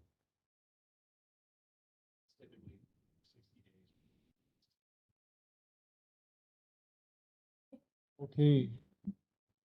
So we have the ambulance resolution, and it's being recommended amendments. Mr. Chair? You've heard them, yes. I'm just gonna, first, I really appreciate this. I think it's, nicely done. So, under the second from the bottom, be it further resolved, it doesn't say what Supervisor Luck just said. And so I'm wondering, just gonna throw out an idea, you can throw out another idea here, but could it say the Joint Ambulance Committee shall not request any tax levy dollars for any ambulance service operations or capital projects? It is in there? Yeah, there you go. That's the document. I am looking at the FF document, I thought. Yeah, it just specifies operations. It does not It doesn't say capital. mention capital. Okay. And so I was wondering if it should be between now and January 1st, 2026? We have no problem if it specifies no capital projects from this point going forward. I just don't. Beyond, want okay. Someone to come back and say, well, you just promised to pay for the bill. Right, yeah, we have to levy for those between now and 2027. That you're already in the note, 600 grand plus the interest, so we're already levying, so that's why that statement, I thought, just needed a little tweaking. It maybe just add the word capital in there. Okay. Okay. Okay, thank you. Are you offering an amendment? Yeah, I'd make a motion to amend, to insert the words and capital projects after the word operations in that Okay, do I have a second to second? last. I'll second. Thank you. All right, a motion to, Mr. Yes. Chair, just one comment while we're changing things. That should be ensure with an E instead of insure with an I. okay, add that to your amendment. A typo, but add that to your amendment. I don't mean to be pedantic, but that's. All those in favor of the amendment signify by saying aye. Aye. Opposed? All right, then that brings us back to the main resolution. Thank you. Thank you. Cooley, Williamson. All those in favor of the amended ambulance resolution signify by saying aye. Aye. Aye. Opposed? Okay, one down. Thank you very much. Thank you. The next one, If you wanted to take another one out, otherwise we have, an order of the resolutions as put in your document would be 15A, the Simons in Red Directive Resolution. Pull this one up. So again, I kind of went past the intentions of the actual language that we had from the last meeting. So this one I re-amended from, it was initially addressed as a directive to the city county committees. Changed that to Simon's Auditorium Board and Richland Economic Development to better meet the intentions of the language then that follows in here. We struck the language of 1 through 6 for the Simon Center, and then we included then a new one bullet of encouraged to explore the transfer of Simons to a nonprofit organization, including research of similar nonprofit models, and return to the Finance and Personnel Committee with a report by October 31st, 2022. Likewise, in economic development, we struck 7 through 11 and then added a bullet to encourage the Red Board to explore a public-private partnership where public sources make up half of the private, and the private sources make up half of the economic development budget, and return to Finance and Personnel Committee with a report by 10/31/2022. Struck the ultimatum language that was included, Mr. Chair. thank you. The change to, taking away the ad hoc city county committee, and that was, originally that was done because of the change in our board structure, standing committees would represent, but that really isn't a standing committee, so it's more appropriate that this fall back to the two committees, the Red Committee and the Simons Committee. So I'll ask for comments on these changes. Chairman Gotchall, do you have comments? No comments. I remain not in favor of this. Okay. But it's better than it was, isn't it? We'll give it that, yes. I'll make a motion to approve. A motion to approve by Murphy. Lopez, do I have a second? Second by Luck. All those in favor of the resolution? It's not a resolution, at this point, it is a motion to approve this. It's not a numbered resolution yet. It'll be at the county board. Signify by saying aye. Aye. Aye. Opposed? No. Thank you. The next one. Packets, you'll see resolution 15B is in Bravo, resolution Pine Valley and Child Support Committee, future operations. This one was brought up in the, let me pull, I'm not sharing. So currently the amendments made to it was to strike the ultimatum language found on the bottom of page 1. And it is further expressed to me that there is there would like to be consideration to then instruct to strike additional language from paragraph 2, and I would defer to Supervisor Williamson. We would like to strike the language about defined future sale for the buildings and grounds. Talking with the administrator, they've already lost one person because of uncertainty with future and the competition of, I guess, labor help is the biggest thing.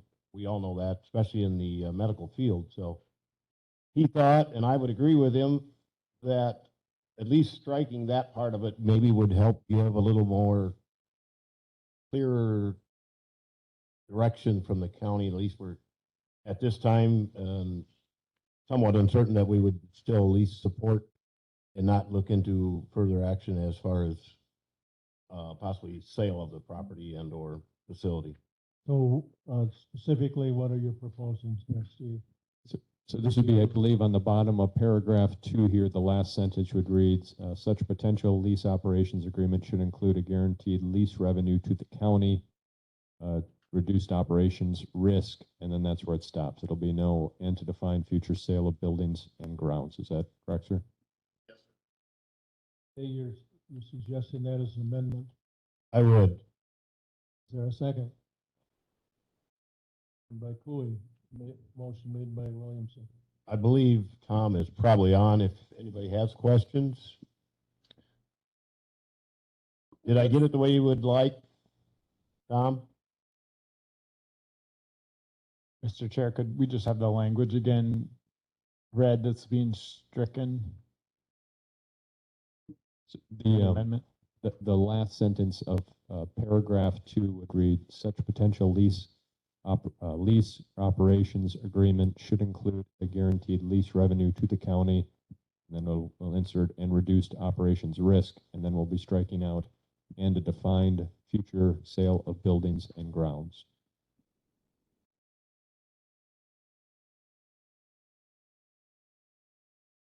That's right. Yeah. Tom and I had a small chat, and must not be online, but I believe he still feels okay with looking and possibly leasing it if need be, but at least we would still retain ownership at this time. What is, Mr. Chair, what is the advantage of leasing out Pine Valley in its totality? What's trying to be accomplished? We haven't seen the report.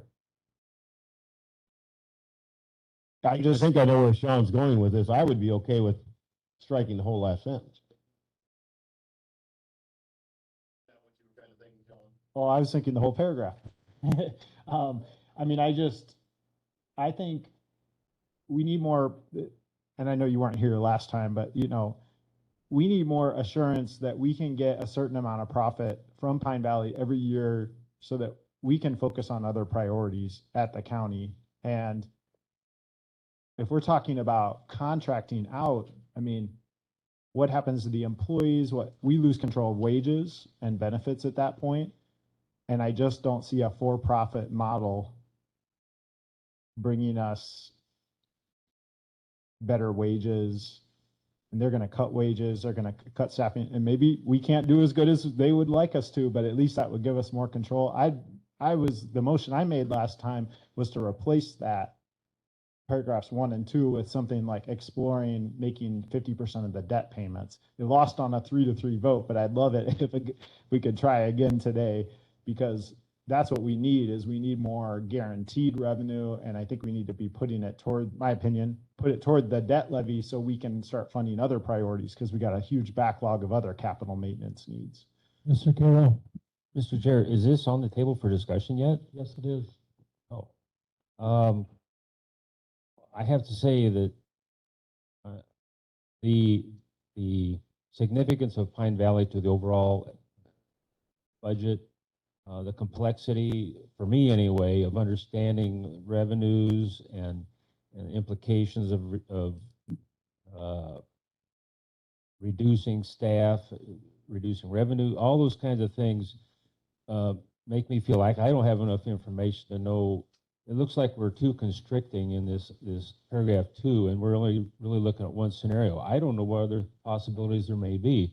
So I'm not comfortable with this resolution at all. Okay, well, we have an amendment to that resolution that's taking out the part about selling. If I can assume I was just gonna ask, what are we gonna ask Pine Valley to look at? Nothing? Well, I want to see how you feel on this amendment now. I guess, if you're against, if you want this whole paragraph taken out, you'll be voting against this amendment, because then we'll consider another question. I can put context on the arrival and where the language is and what the intent kind of was and when I crafted it. So I was approached by a realtor with an interested party on, can we purchase your nursing home? They made an offer. Offer was quite a bit less than we still own on it. So then, in knowing that we're going to be talking about all these things that are on the table and making sure that everything is entertained, it was the idea then, well, the selling thing I don't think is going to work, because it would be selling it and still paying $5 million yet on debt service, which I don't think anybody's in favor of kind of going down that road, paying debt service, and now we don't have the revenue incomes to supplement our other types of services. So then engaged in conversations on, well, what if it was like a bridge type of an initiative on a contract, and start seeing what it is. They can run their numbers and see if it's profitable. At the same time, then we still own and we're paying debt service, and our total investments coming down while they're gaining comfort. All those types of things. At some point, maybe you hit a point in the near future where it's married up, where their business plan on the numbers that they have says, yes, we can purchase and own this for this price, and then that gets us out for debt service. Other considerations on is existing fund balance that we still have then if we were not operating on that. The risks of why I would say I'm very scared in just saying, yes, we're going to do this, is the same type of thing on if we went to a contracted services, what's going to happen to employees, what's the quality of care to our residents there, all those types of things. And especially then for me and my biasness is, what happens if they decide to pull out, and then we have to try to re-staff that and then make an internal organizational type of a thing again would be a huge challenge, and I wouldn't know how to redo that. At the same time, when we talk about, well, if we did have contracted things, what problems might it solve? May or may not solve with flexibility issues. We talk about how much control do we have out there with staffing. Well, that's not our decision anymore. They're going to staff what they want. They're leasing it. We're essentially going to get a leasing fee. You're going to pay rent to us, and we have a designated amount. Presumably, it's going to be less than what we're operating on, because they're going to be assuming the risk. If they were to operate underneath, they still then would be obligated to pay us fees. So when it comes to those maneuverabilities, those staffing things that we challenge with, maybe there's more flexibility that they can have in responding to the market, but trying to balance that against all the what ifs of what happens to quality care, what happens to the employees that work there, what happens if the contract didn't work out and they left town, and now we have this asset that we're trying to restaff ourselves. I don't have those answers. So this was kind of put as together. I know it's scary, it's intimidating, but it was brought forward to say, do we want to take a look at this? Thank you, Mr. Chair. Thank you. Okay, so we have the amendment before us. I believe that you vote no on this amendment.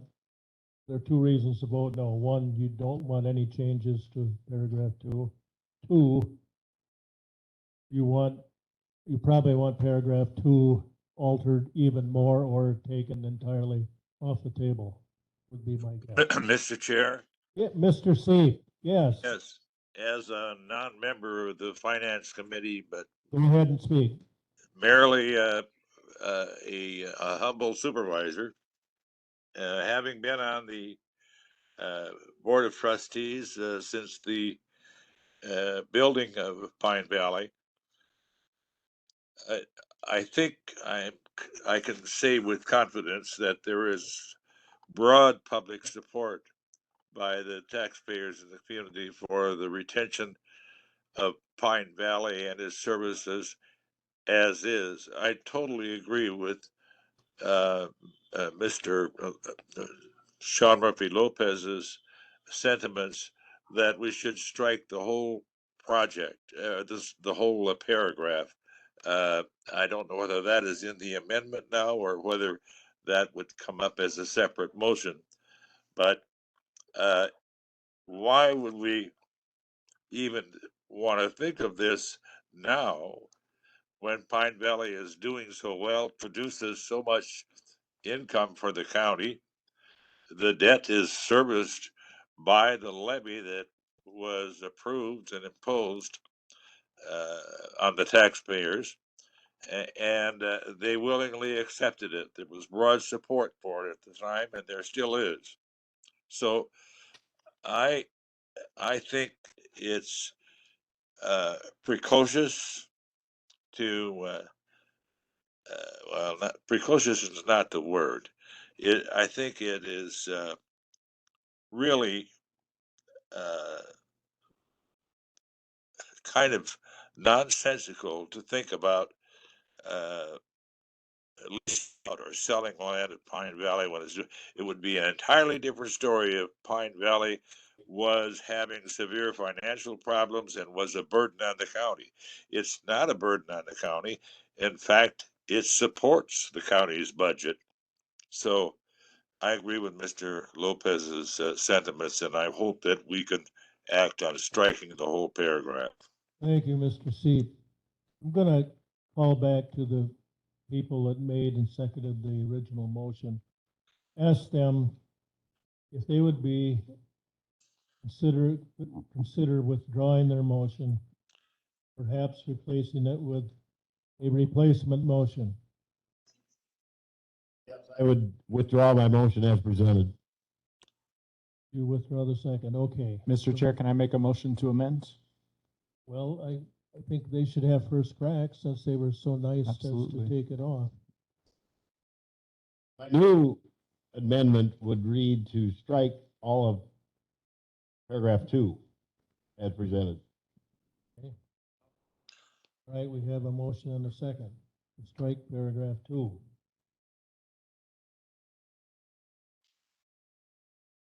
Mr. Chair, Supervisor Gottschall. Yeah, go ahead, Mr. Gatchell. May I just offer a nugget for consideration? I realize the entities are vastly different in size and expense, but I don't. Because everything you say is like a nugget, so go ahead. Okay. I don't believe that this language is any different than what we're considering at Simons. And I was reassured last meeting that we're only exploring courses of action. So I just see a no difference there in the language in section 2 here versus what we're doing with Simons. Mr. Chairman? Yes. I think the difference in the language is that we provide a very necessary reassurance and reinforcement of the morale of the employees and staff at Pine Valley, which has been devastated by this negative news, and it's definitely impacted the ability to retain and recruit personnel. The morale Simons, but go ahead. All right. Motion made and seconded to take off 2. Mr. Carroll.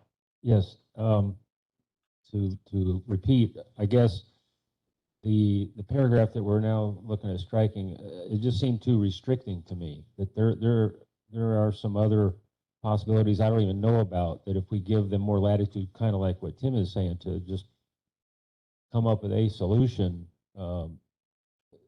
we've moved the onus onto them to figure it out, but we haven't restricted them either. I will say that at our last meeting, Steve, Pine Valley Administrator Rislow said, I'm gonna research this, give you a report. So I have full confidence that he will do so.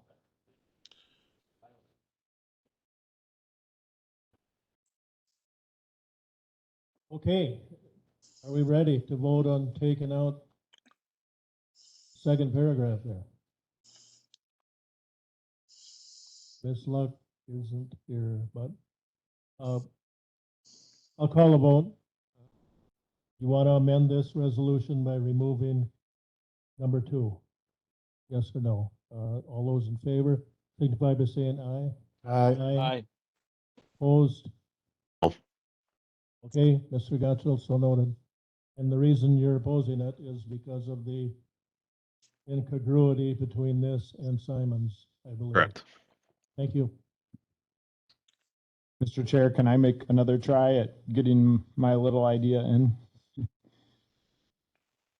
Okay, so I'd like to make a motion to amend to strike paragraph 1, as well as the date in the be it further resolved of June 6, 2023, and replace it with a motion to direct the Pine Valley and Child Support Committee and Pine Valley staff to explore the possibility of Pine Valley setting aside funds to annually annually cover 50% of mortgage payments on the Pine Valley building and return to finance and personnel by October 31st, 2022 with a report. And my main reason for wanting to do this is we have a lot of capital needs at the county. Because we're currently taking their profits and putting it toward operations, and because those profits have been held down below an amount what the consultant said we could do 6 years ago when they were projecting Pine Valley operations, we've been using taxpayer money to go toward paying 100% of the mortgage payments. And I would just like the Pine Valley Committee, I think it'd be great if they could just look at, could you get up to 750 grand a year? So that we could start investing more in the courthouse, the jail, all these other buildings we've got that we're having a hard time keeping up with.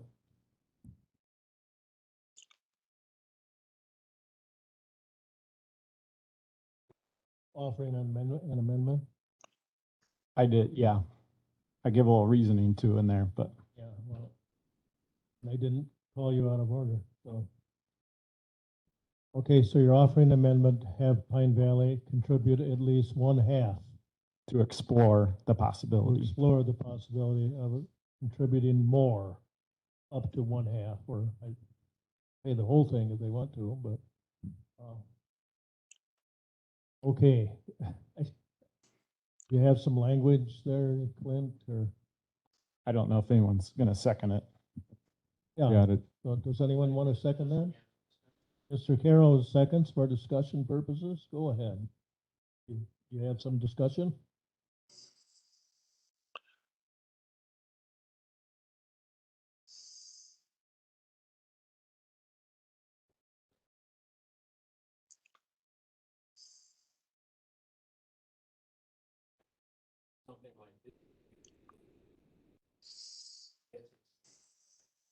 I can't hear anything he's saying online here. I'm talking. I'll repeat it. The economic relationship between Pine Valley and the rest of the county budget, for me, is complicated. And Sean's idea may be one of those ideas that if we sit down and run the numbers, gets us out of the problem. And I think we should look at it and the other things also. So words like this, I think might be a solution. But that's why I seconded it. Yeah, and I'll comment that one of the reasons why our bond rating just went up was because of the fine financial condition and operations of Pine Valley. And that is because Pine Valley has been putting money in reserves, I call them. So they have a real nice nest egg there. And they take out of it then and give us money, the county, not give us, but move it over to the county general fund so we can spend it wisely. And I don't know, maybe they can give more. I'm on that committee and we always give more than we think we should, but maybe we can give more. Steve? Exploring it. We have to start exploring a lot of things here to try and get to our answers that we need. So, I mean, Pine Valley is the one entity in the county that county-owned buildings, et cetera, they're actually putting money away for a rainy day to build, put on a roof, do whatever they have to do. So that's wonderful. But you're right, it's county money. Mr. Chairman, Yes, Mr. Seep. sorry to inject so much verbiage here. Pine Valley is a different entity in this respect. The flow of money is very fluid and variable. It depends upon a number of variables, one of which is the census, the number of patients occupying the facility. It has a capacity for 80, I believe, in one half of it and 16 in the other. The pandemic, and perhaps that's the cause, the census dropped to down in the 60s. And that had a tremendous impact on the income to the facility. And had it not been for the American Rescue Plan or the COVID Relief Fund, Pine Valley would have had extreme financial challenges. And from year to year, the census varies. It had been quite consistent and beyond expectations before the pandemic. But who's to say that other factors may enter in as we proceed from year to year?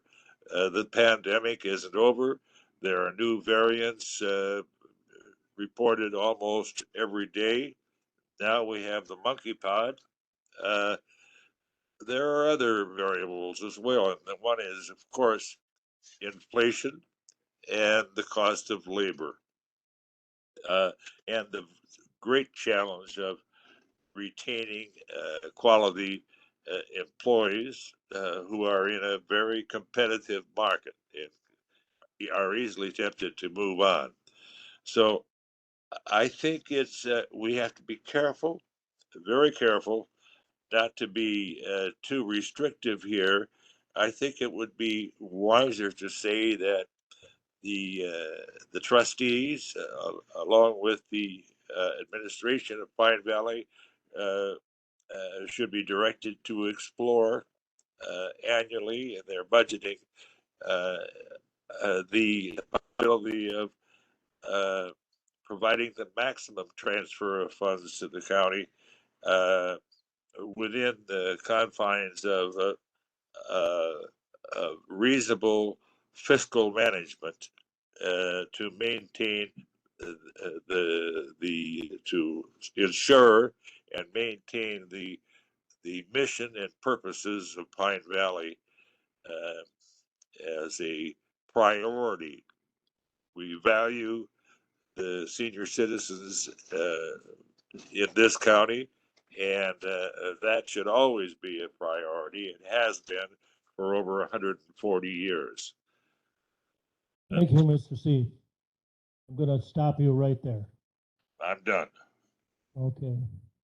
Now, you had a motion, I think, and that was we'd like them to explore the possibility of giving us at least half the payment that we make on the buildings each year. And we're waiting for a second. Did I have a second? For discussion. Okay, I'm gonna. Just one comment. Yes. So whether it goes to the debt service or it goes to the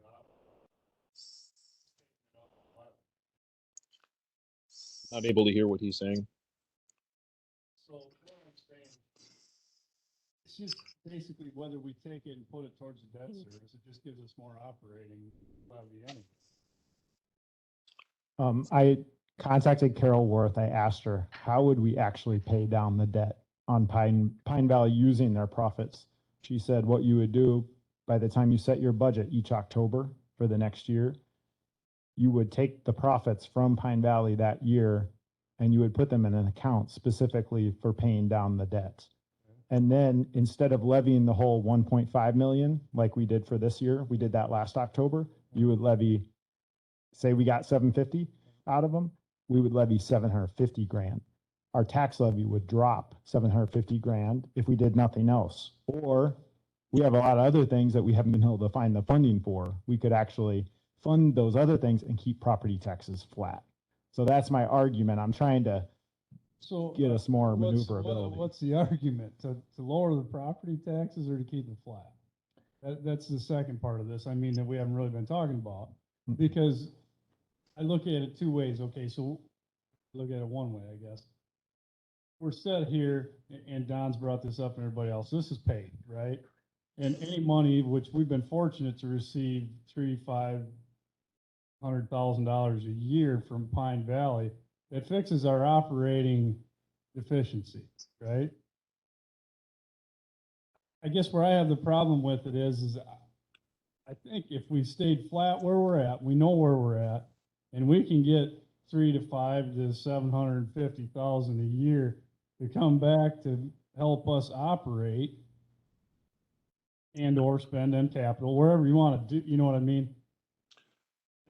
To me, that's the right thing to do, is to ask them to, to bring us as much as they can give us, like kind of like what Don's saying, because they don't really have any control over that. I mean, it's varied from year to year, but they've been giving us money pretty much as long as I've been on the board. And another thing to remember, we used to give Pine Valley $1 million levy money each year. 3 years ago, they stopped that. 200 grand. 200 grand? Sorry. Well, Carried away. we didn't give them 200 and they gave us 3 or 5. One year was 500. The other year was at least 300. Yeah. So in my opinion, this is probably one of our only revenue streams that the county actually operates. We need to operate it better to bring more revenue to help us with our other issues. The only problem I have with it, Sean, is I don't want to tie it to the debt. That's where I have the problem with it. I just don't want to tie it to the debt. Understood. And I'm willing to, change the language and have that debate at another time, Yep. So what if my motion instead was to direct them to explore the possibility of them generating enough profit equaling half of their mortgage payments to be used for operations or capital in the rest of the county operation and return to us with a report by October 31st. That would give us, that's the end of my motion, that would give us the ability to use that 750 either for operations or for capital then. So is the first part of your motion explore though? It's still explore. Okay, it's real clear. I can reread it again if you'd like. Reread it, Sean, please. Okay, it's a motion to direct the Pine Valley and Child Support Committee and Pine Valley staff to explore the possibility of Pine Valley generating profits that annually equal 50% of their mortgage payments to be used by the county for operations or capital outside of Pine Valley and return to Finance and Personnel with a report by October 31st, 2022. Mr. Carroll, are you seconding that? Are you ready to vote? All those in favor of this this amendment to the proposed resolution for Pine Valley signify by saying aye. Aye. Aye. Aye. No, I'm opposed. Okay, does that dispatch Pine Valley? Mr. Chairman, Right. you didn't ask for the no's. Yeah, I voted no. Okay, Everyone else voted yes. thank you. Now, we will go to recycling and parks. Second parts here. I think recycling has been removed totally, I believe. Yes, so up here you'll see the resolution then for the fair recycling in parks. As directed, we struck lines 1 through 6 and added a new line number 1 to explore transfer of fairgrounds to a nonprofit agricultural society, putting research on peer counties with a nonprofit fair model and return to finance and personnel by 11/30/2022 with a report. My dates missed, or we were shooting, no, that was correct. We were going to shoot for November 30th, 2022. And then we struck 7 through 7 through 14 all the way down. Essentially, we struck out all the things for parks, all the things for recycling. At the bottom, then we took out the ultimatum language. So essentially at the top of it is, it's going to compose looking at fairgrounds transferring to a nonprofit under an agricultural society, Mr. Chair. Okay, thank you. So. this Mr. one Chair, is I've just really got real changed. small typo thing. It was to explore, not explorer. And then it was not the word putting, it was the word including research. We'll accept those as typos. Okay, thanks. Is Severson still here? Oh, He's at public safety. okay. Well, I like this, so anyone else want to comment? Carol? Again, I'll apologize for missing the guess- last meeting. Why don't we make a motion to Oh, yeah. put this on the table? Somebody make that motion, please. I'll second. Fully seconded by Williamson. All those in favor of discussion, signify by saying aye. Aye. Okay, now it's out there. Okay, again, I apologize for missing the last meeting, but if I could just learn what happened to recycling and the parks? What, if they're not in this, where are they? Recycling is federally funded, so doesn't cost us anything except having the guys out at the county shop on the day that we do it, so. The other part of it, parks, we decided that we can't have a county without parks. I don't know. Somebody else help me there.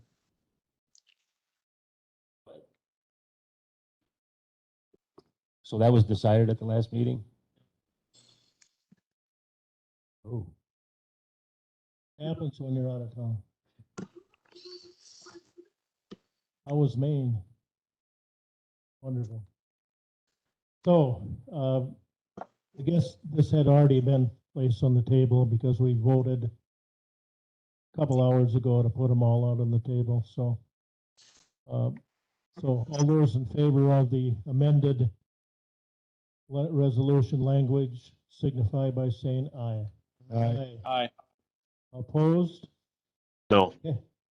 Thank you, Tim. That was Tim, wasn't it? it was. Thank you. Okay, takes us to the next one, which was Education Committee.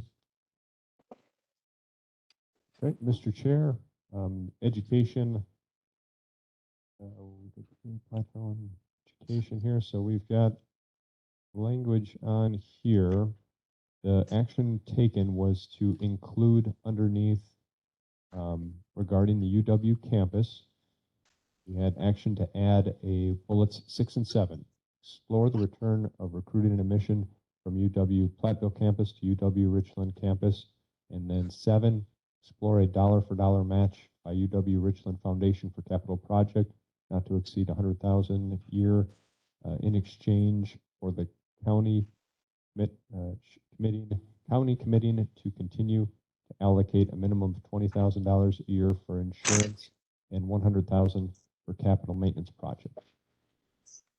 And then we struck the ultimatum language at the bottom on the second to last, be it further resolved. Mr. Chair. Right.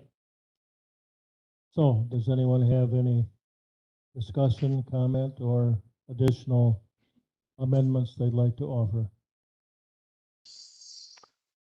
Mr. Chair, am I confused? I thought we voted down at least the language in number 6 last time around. Am I not remembering that correctly?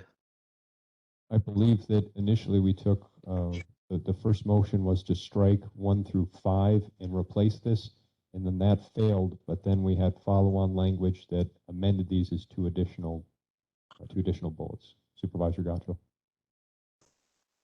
Thank Yes, you. That's what happened.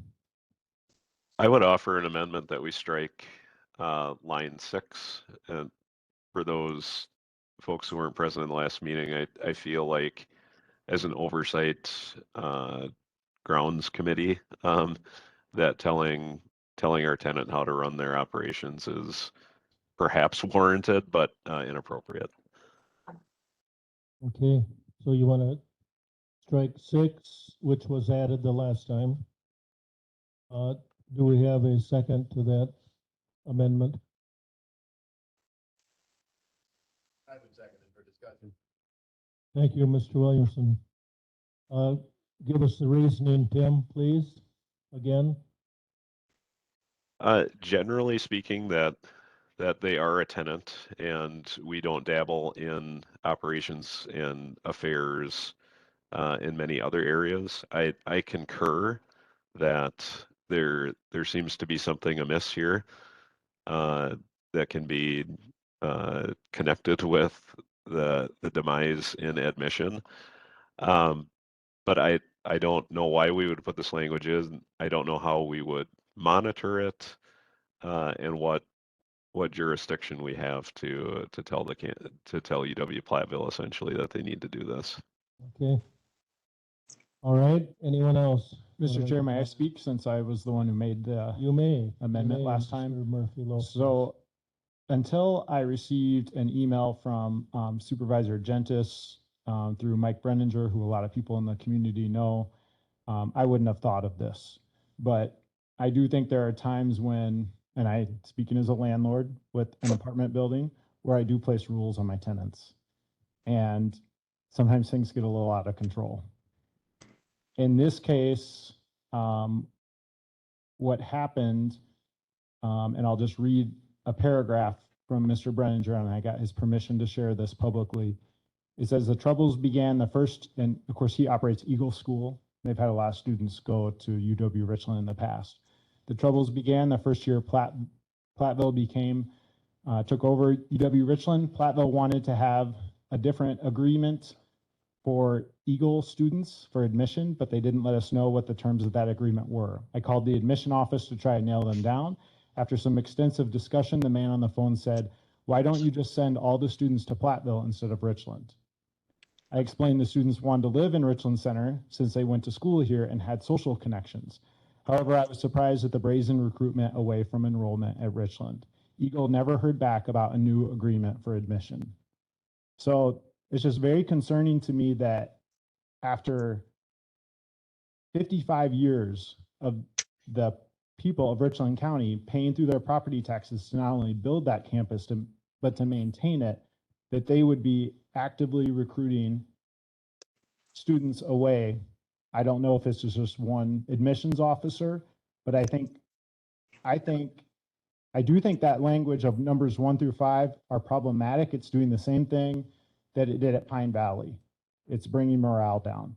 And I think instead what we need to do is just tell UW Platteville what we need, work with the UW Richland Foundation to get them to match some of our money, reinvest in the school, and see if we can turn that admission around. This isn't just demographics. This is something else is going on here.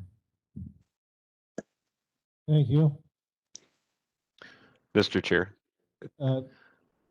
Gottsel, we have a hand up in the back of the room. Ms. Gentis, I'm going to let her talk first. Yeah. Is that on? Okay. You're on. I'd like to clarify one thing on our strategic plan, that we were not just the buildings and taking care of that, that we're also in charge of making sure we have a cultural and educational center. So when Mr. Gottsel said it's just buildings, that was not in the strategic plan. It was cultural and educational center. And we have many more things, just like Mr. Brenninger has said. I have many more to do it, that this is a serious problem, and that if we want to have a cultural and educational center, we need to help set some recommendations to our tenant. Thank you. Thank you.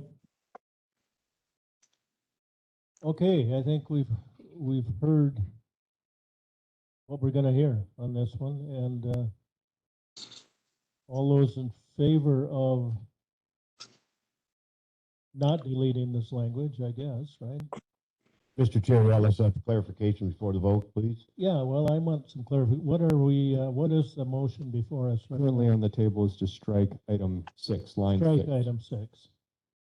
Okay, so if I call the vote, then if you vote yes, we'll be striking it. If you vote no, we're keeping it. Okay?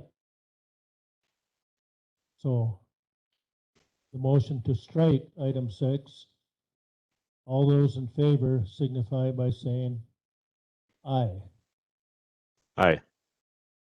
Thank you, Mr. Gottsel. All those in favor of keeping it as worded signify by saying aye. Aye. So there's no change. We keep it. You can say no. We were voting on a double negative anyway, so. Okay.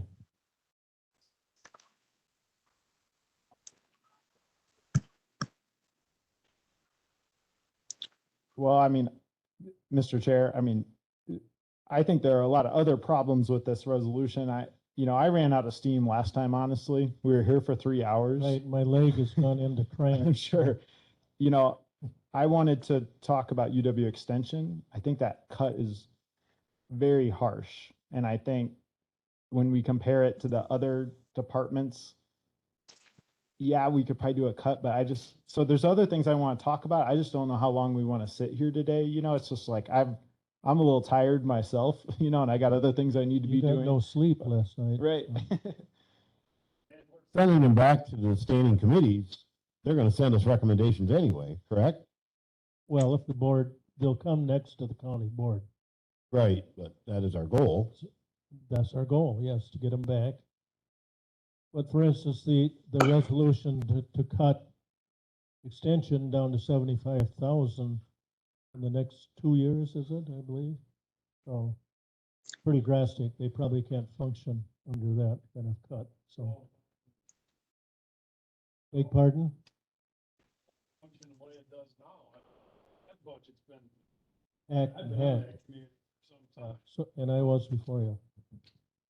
Mr. Carroll? Yeah. To further what I think what Sean's concerned about, this is another proposed resolution where it just seems like the specifically tasked with the following. In other words, it seems like we're restricting the committees more than I would like. Wording that gives them more flexibility. I don't mind mentioning ideas here, but it doesn't look like it's open-ended enough to let them do other things as well. Thank you. So, Mr. Chair, can I make a motion that we postpone and meet again to walk through the rest of the resolutions? I'm really concerned about that one with all the mandated departments and the dollar amounts, that those dollar amounts aren't correct. And I just feel like we need more time. And so I'd like to make a motion to postpone. we're making a motion to postpone further Adjourn. action on the resolutions until we can meet again before the next You're county making a board motion meeting. to adjourn because that's the last thing on our agenda. Mr. Chairman, Yes. before you adjourn, are you open to adding any items to the agenda for the next session, or can that be done? That can be done. Perhaps not right now, but it can be done. All Well, right. what do you have in mind, Mr. Seat? Let me think about an item You that can I'd talk like. to me and we'll add it to the agenda if I deem it appropriate. I can, am I free to contact the chair at a future date to add an item to You the? are. You are. Thank you. Please do so. Okay, I'd like to set a date. And because the board meeting is the 16th August. We're meeting today on the 2nd of August.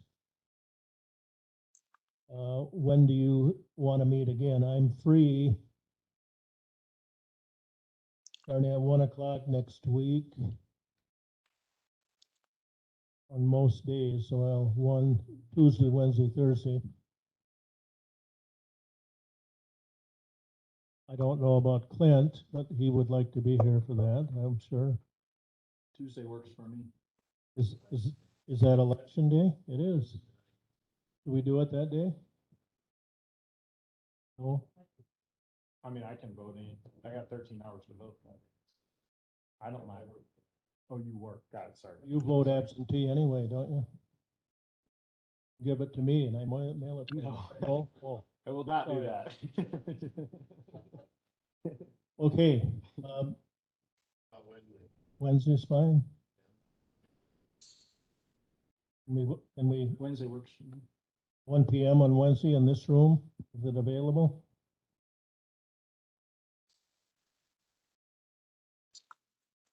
All right. We have a motion to adjourn till Wednesday, August 10th at 1 PM here. All those in favor, signify. Aye. Opposed? All right, we are adjourned. Thank you for all your work, folks.